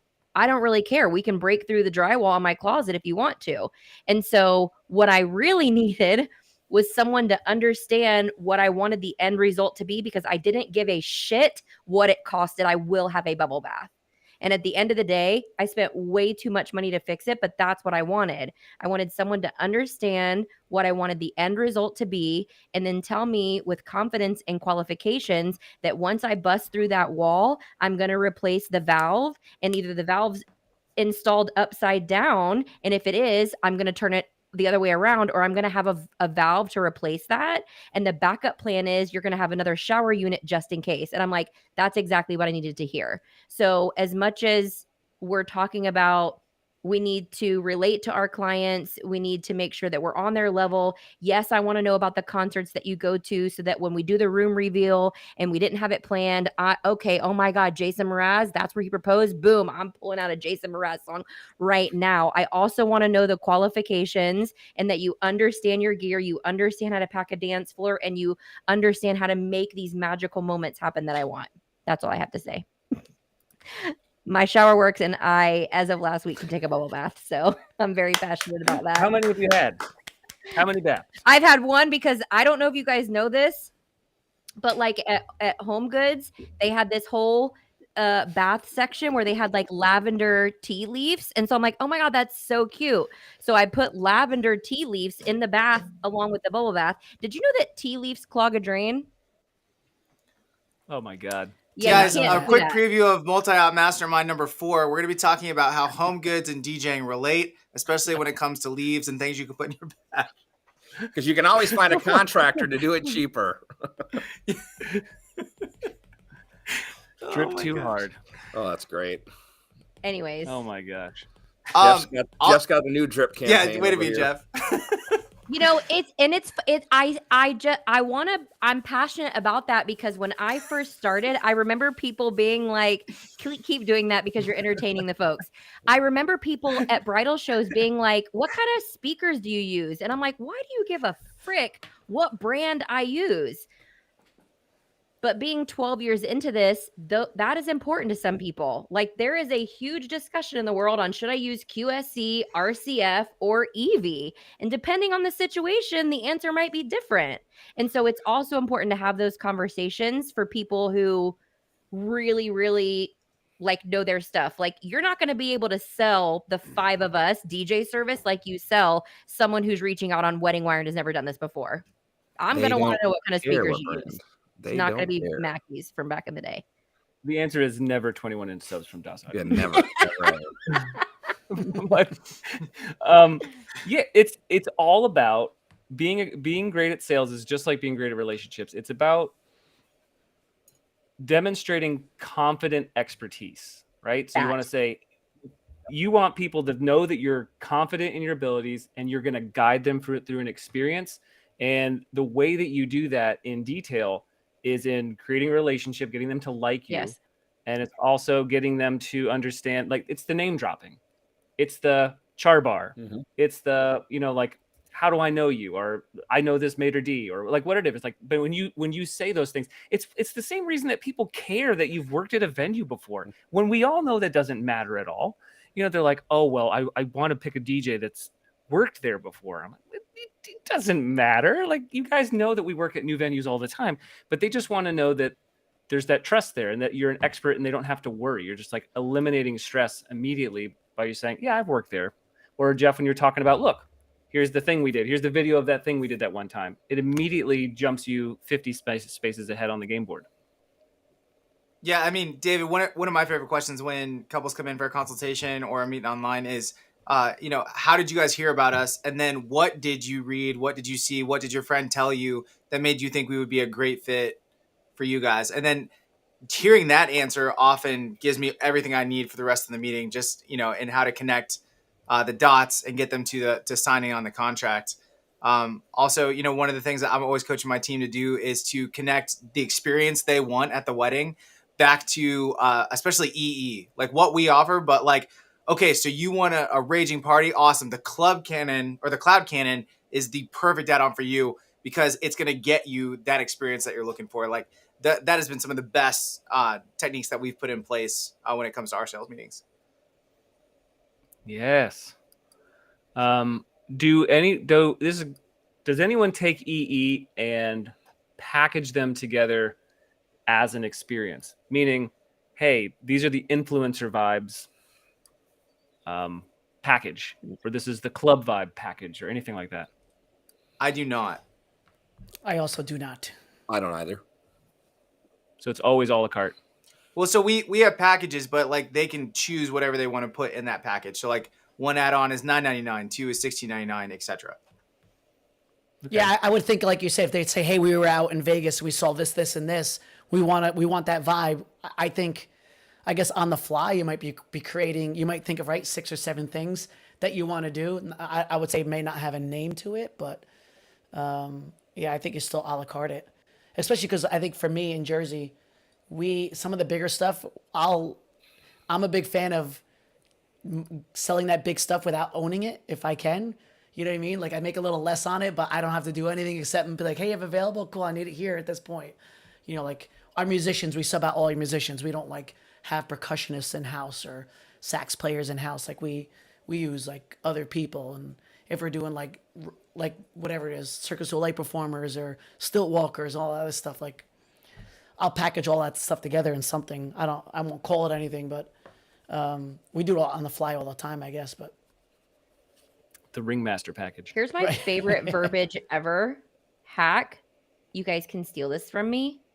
And it works all the time. We don't do fancy names for packages. We let people know we customize. And this is actually true. It took, like, I wrote this on my own, no chat GPT. This was like circa 2019. Sometimes before we get on, this is what we'll use before we get on a sales call, but we'll start the paragraph by saying our average wedding couple will spend between blah and blah. And that is highly customized based on the date that they're requesting. So sometimes that range is higher, sometimes that range is lower. But then I'll say something like every event is unique and no two couples are the same. We customize all of our packages based on AV needs, ceremony, cocktail reception, DJ, MC, uplighting, enhancement lighting, photo booths, special effects, add-ons, et cetera, et cetera. I use certain keywords like depending on if you need AV or AV for ceremony or things like that, because automatically it starts making them think, oh, I do need that. I do need that. I do need that. I do need that. And every time I need this, this, this, and this, you can see what starts to happen without me even saying it. And then I use the term, let's schedule a time to chat, because I never want to leave out something that's really important to you, but I also don't want to put in a package something that you don't need. You're painting a very vivid picture. It's beautiful. It's very beautiful. ChatGPT would be proud. Thank you. Okay. Closing a sale. Last 20 minutes. Let's go, baby. Yep. Closing a sale and retainer percentages. This is the last 2 topics, and we're going to call it a night. So closing a sale and retainer percentages. So besides boring, I am not high pressure sales, but I just want to let you guys know, like, we can do the booking here today if that's what you want to do. If you want to check it off, great. If you don't want to do that, what most couples do is they say, hey, Josh, leave the meeting for 5 minutes and you guys talk about it. If I come back in and you want to move forward, great. If not, no big deal. Last option is I can send a booking proposal out to your email, but then you don't get to hear my funny jokes as we walk through it together. What sounds like the best option for you guys? Wow, that was so beautiful. I might book you to make sure I can take a bubble bath. Chrissy, you can book me anytime. wait, I was are you gonna still make- meeting people? Are you still meeting people in person? Like now, 2023? Yeah, we do. Oh, I would say actually- it's like Yes, 30-70. Jeff, it is 19. It is like 2019 in this biatch all over again. We've had to like redo the warehouse because people are wanting to come in person. And when we've offered that, closing rates have gone through the roof. Yeah, I mean, You I'm wa- fine with it. Just no one wants in Jersey, like, for whatever reason. For us, just everyone is super comfortable just sitting on the couch with their box of wine and just talking through the freaking screen. But have you There's just have not you- really that many Wine. good-looking people in Jersey, though, right? Like Snooki is kind of the bar, right? I mean, also when all you can see is So twigs now and we're there. berries. Now we're then- there. Or did you say Snooki? I know. Oh my I have not gosh. heard that reference. Yeah, so since I'm sorry. I just going back. 2008. I didn't mean to cut you off, Kristen or Josh. I just didn't know, like, because when you said, like, hey, you want me to leave the room for 5 minutes? I thought you meant, like, do I just, like, leave the room? Or do you mean, like, oh, thank God I had shorts on. Or do you mean, like, or do you mean, like, leave the Zoom? I didn't know what you meant. Both. So, I do both. Yeah, I got you. Well, that's a Mitch Taylor drop, isn't it? I didn't get it from him. I kind of just came up with it organically, but it might be. I'm going to leave this multi-op mastermind for 5 minutes. Be back. Well, here's what I would say to that. I absolutely love that. And we've done some of those things before. One of the things that I can add on as another little tip that someone can use if it fits their business is, we'll simply ask the question at the end of the meeting, hey, when are you guys looking to make your decision? And then just shut up and let them talk. Because a lot of times people will be like, oh, we're ready to book this weekend. And some people are like, oh, we have to talk to our parents, and like his mom is blah, blah, blah, blah, but then like my dad decided to do the EE, and then like, whatever. Or they're like, oh, well, we're going to make the decision 2 months from now. And so based on asking the simple question, when are you guys looking to make that decision? Then we can be flexible and like, okay, cool. So like, you guys are going to talk this weekend, so let's schedule a follow-up call for Monday. What does your schedule look like on Monday? Oh, I'm available between like 1 and 4. Perfect. We'll schedule a follow-up call on Monday between 1 and 4 and go over what package you guys decide and if there's any further customizing we need to do. Or if it's like, well, we were just gathering info and, you guys were the third DJ and, we're booking the photographer right now and we just gave the caterer a big deposit. So like next month, we're going to make the decision because that's when we'll be able to give a deposit. Okay, cool. So June, what date are you thinking? And then again, schedule the follow-up. So we call in our little like culture of language, we call that a clear future. So I will ask Jenny and Seja, hey, how many clear futures do you have for this week? That kind of thing. Ooh, but not being so, it is salesy on our end, but it really is just having the conversation of like, not everyone is in the same decision-making process. Can I ask you a question on that? Their expectation Kristen? is. Yeah. Like, are you worried at all that because see, in our market, we have a bunch of DJ companies that use hard selling. Like they say, if you don't book here right now, right this second, you're going to lose us. You're never going to get us again, etc. And I guess I'm worried if I don't put a little bit of urgency on the couple, hence the first come, first serve, like try to give them the option to book, then I'm going to lose them to, them just falling for that trick. Okay, love. And 100%, like, I think that's when we need to literally look at the conversation that we're in and gauge the temperature to know which tactic we're going to use at that given point in time. And so is it, you guys seem really interested. I'm totally like obsessed with this vibe right now. Like, we've had a great conversation. I'm going to go refill my wine. Do you guys just want to chat and then I'll come back and see what decision you made? You know what I mean? Or if you're letting it breathe. Yeah. Or, you could take the approach of, it depends. Like sometimes I'm in a situation where the wedding planner was like, they will book one of your DJs. I just don't know which one. So I know what I'm getting into when I take the call. And sometimes I'm in a situation where I literally have to tell them, I just want to be open and honest with you. Like, I am a little bit overwhelmed because I have had 3 other people already reach out to me for pricing on this date. 2 of them have already had a meeting. And I truly don't, someone could literally email me back tonight and be like, send me the contract. So like, if you guys are really serious and you definitely want me as the DJ, I cannot guarantee it once we get off this call if I'm going to be here. Now, sometimes I also use that for those slow seasons so that I don't have to wiggle room later. As being ethical as I possibly can. You know what I mean? But sometimes I literally have to tell them once we get off this call, I can't guarantee if I'm available because I can create urgency by saying, you can create urgency within honesty in every situation. Yeah, I will literally look at a date and I will literally be like, DJ event planner is showing freaking 20 leads over here and I only got 3 of us available. So like, you want me to book me now or else? So I'll kind of take a look at what's going on with the calendar to be able to figure out my answer to create the urgency without lying about it. Sure. Because I Makes- don't ever want to makes be a sense. liar. No, but I also think there's different ways that you can approach it that doesn't feel salesy also. And I think that's what, nobody wants to have the used car salesman conversation.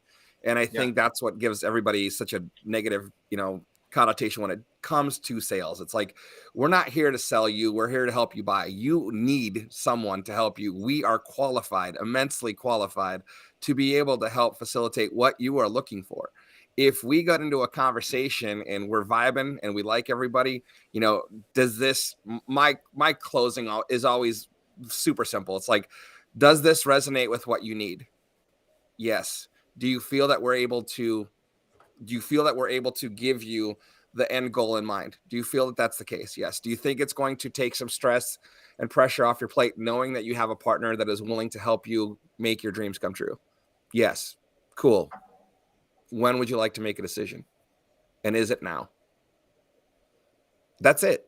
Let them drive it. And then my follow-up is like, okay, you don't have to tell me now. It's totally okay, but I'm going to get back to you within 7 days. And I'd like to try to get something from you in 7 days, because I know that we're able to give you what you're looking for. We're in budget, and our conversation has been fantastic. And we are only doing 100 weddings a year. So our inventory is our Saturdays. We know that they book up 12 to 14 months in advance. And if you're interested and want to work with us, we want to book you. We want to help alleviate that problem from your planning. We want to be able to advocate. If this works for you, this resonates, this is our process. Booking retainer is 50%, by the way. Sorry. Boom. Mine's Same. 30, but $500. I guess I'm a lot looser than you guys are. We always send people on their way. We never ask for it up front. But I do say in the beginning of my conversation, one of my icebreakers is I always ask them I'm like, so where are you guys at? You guys get started? You deep into it? Like, I ask where they are in the planning process. Love. Like up front, which is kind of cool because it breaks the ice, because they may be like, oh, we just started. And sometimes like the bride's got like her, her binder that opens up. She's like, well, and then like, oh, we got the photographer or whatever. I'm like, oh, is anyone I know? Is there someone in the area? Because then for me, I know like if, another way to find out how much they're spending is how much, is it a $3,000 photographer? I'm always, oh, is anyone I know and we work with? Or is it a $15,000 photographer? Are they doing video, that kind of stuff? So I guess I'm indirectly figuring out kind of where they are. But at the end of I'm very loose. I never ask that. We never ask if they're gonna anything up front. I always tell them, we get off the call, I'm gonna send you an email. Take your time looking through it. You ask any questions, whatever, hit me up but then again, I know Honeybook shows that like, ooh, they opened it up. I get the ding, I get the ding on my phone like, bing, with the little eyeballs. You know what's really funny that no one ever said to me, or I never learned before I just had to learn on my own, that I wish I would have known, is that everything that all of us are saying is valid. And they're all different tools that anyone, no matter what stage of the business, can use. It's just, which things are you going to use at which stage as you grow? What I will tell you is, like, much like, you, Jeff, I normally, like, if it's a call and they are literally wanting me as the DJ, they usually know my pricing up front because of the way the referral came in, and the planner is already asking and qualifying and whatever. And then it's just vibe. And at that point, it's like, here it is. There is no when are you making a decision.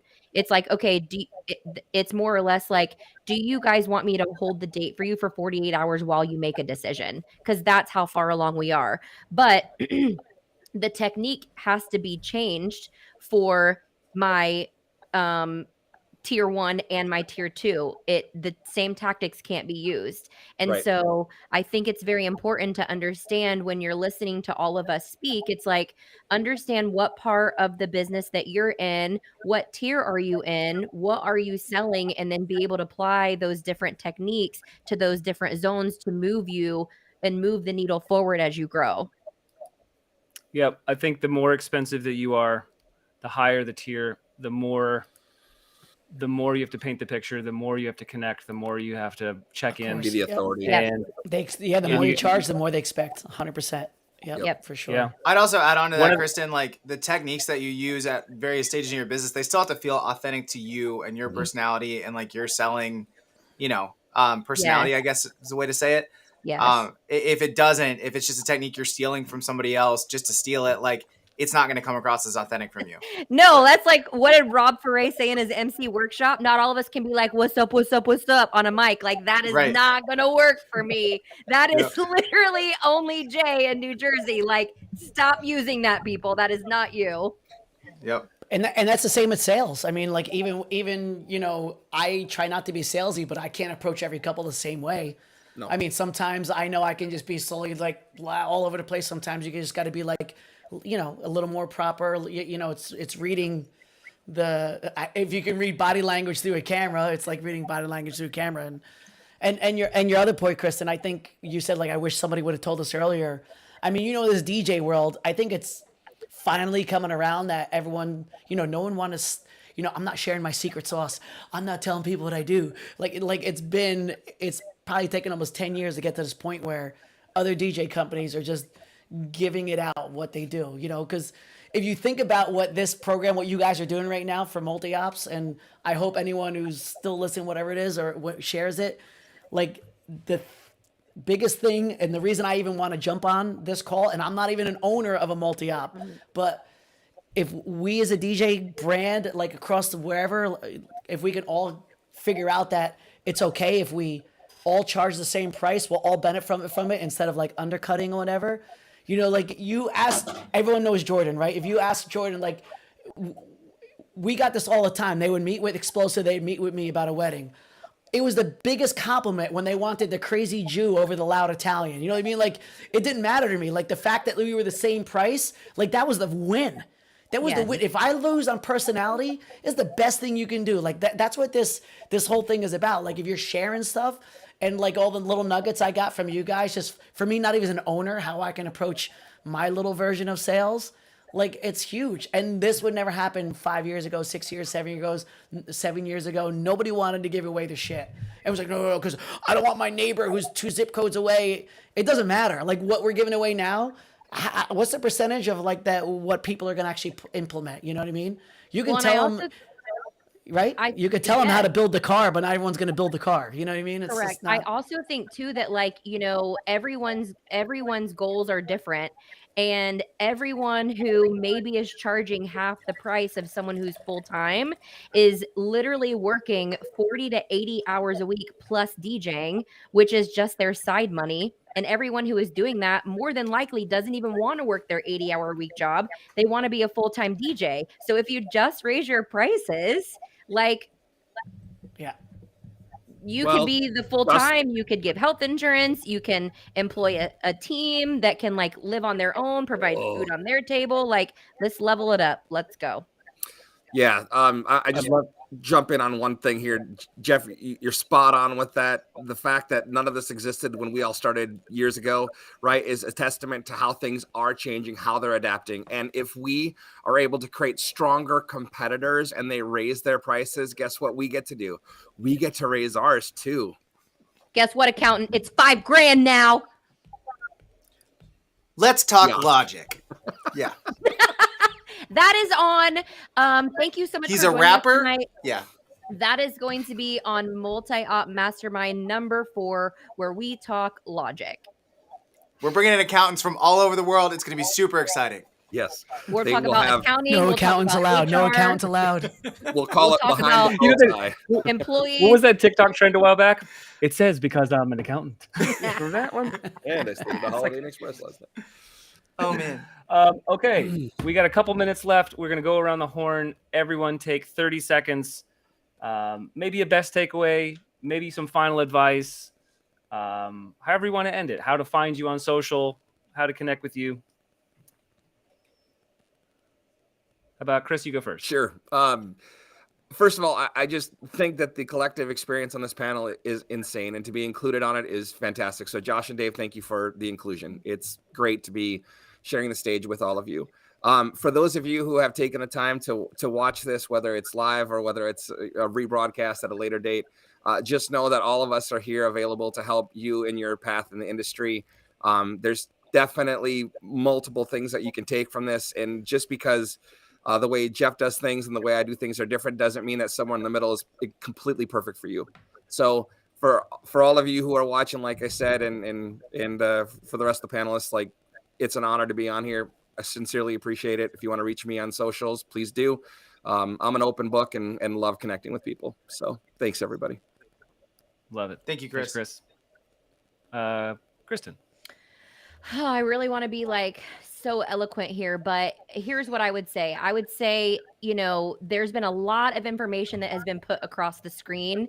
And so I don't want anyone to feel overwhelmed because everyone is at a different place in their life and business. And depending on those two things, when they collide at the same time, could give you a different answer or apply something else. So I would say in this moment, maybe take a few minutes to really just sit in silence with nothing else around and journal like who you are. What is your brand suite? What is your voice? What are your photos? What is your style? And what is your goal? And what are you trying to build? And then be authentic in that without any apologies at all. And then my biggest takeaway would say, no matter what position you hold in your company or your brand, be the person who can feed into the energy that gives to other people. What you'll get, what is it we talked about, like feeding?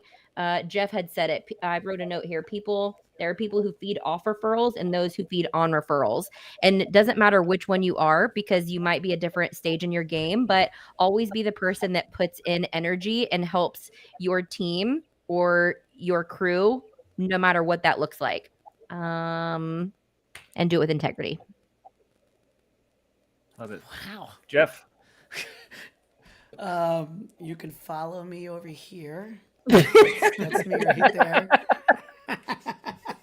No, I gotta say, like, I appreciate these calls. Like, first and foremost, I think it's super cool when you get perspectives from different parts of the country, because everyone does do things differently, and I think that's how you learn. Because something that I may not think to do because it doesn't work in my world, I can take an idea and twist it and make it my own, and that's what being creative is. It's not copying, it's being creative, because everything's been done in the world. So, it's finding what someone else does and not just duplicating it, just making it your own. So I think that's super cool. And I like the fact that I see more and more of these things popping up, because I think it's what's going to make our industry maybe finally be, where it should be, where it should have been 10 years ago, where it is now. So I totally appreciate that. And then the other thing I want to say is that you guys are simply the best. Do better than all the rest. No. So shout out to Tina Turner. Rest in peace. Yes, you did it. That's all I got. That's all I got. Ecamm. This has been sponsored by Ecamm. Yeah. No, but I really appreciate being on here. Thank you. Oh, we loved having you. Staley. Yeah, guys, thank you so much for being with us tonight. I guess my big takeaways for you is do what you do, make it authentic to you. Just because you're hearing something tonight that you're like, I can't implement this yet, log it away for the future. I can't tell you how many times I've heard an idea and been like, I can't really do anything with this at the moment. But then like in a year, I'm like, now we're putting this in because this makes sense now. And it's helped build our business. Keep things simple. Keep your pricing structure simple with the advantage towards you. And then just pro tip, if you're charging $34.99, make it $39.99, because there's no difference in people's minds between $34.99 and $39.99. So you're leaving $500 on the table. In my experience, it's actually gotten me more sales. So there are my takeaways. Guys, thanks so much for being. I feel honored just to be talking with this group. I have mad respect for all of you. And all of you are amazing human beings, DJs, and business owners / solopreneurs, Jeff, who are just fantastic at what you do. So thank you guys for being here. Sincerely appreciate it. Thank you, Jeff. Thank you, Josh. Hello. And my takeaways is sometimes it can be really hard to figure out who you want to be or what you want your path to be or what things you want to do, because it can be so overwhelming to choose something when there's a lot of choices. So my advice is to start figuring out what you don't want to be and what doesn't work for you, which takes experimentation. You actually have to try things. You have to get out there and act on the notes from this call or any conferences you go to or anything that you pay attention to. You have to try and you have to fail and you have to decide that's not for me.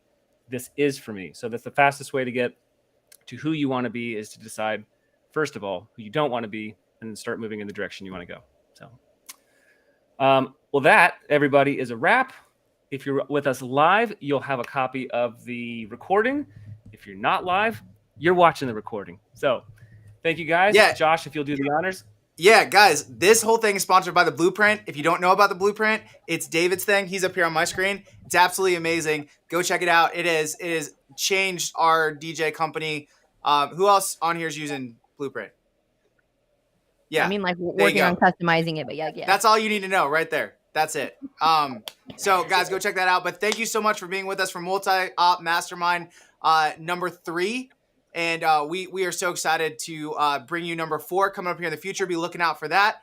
We're always tweaking, always changing. So next time's format may be completely different. Maybe it's shorter. Maybe it's like a 24-hour marathon. I don't know. But be on the lookout. We're going to drop some new information coming up here very soon. With that, have a great night. We'll see you next time.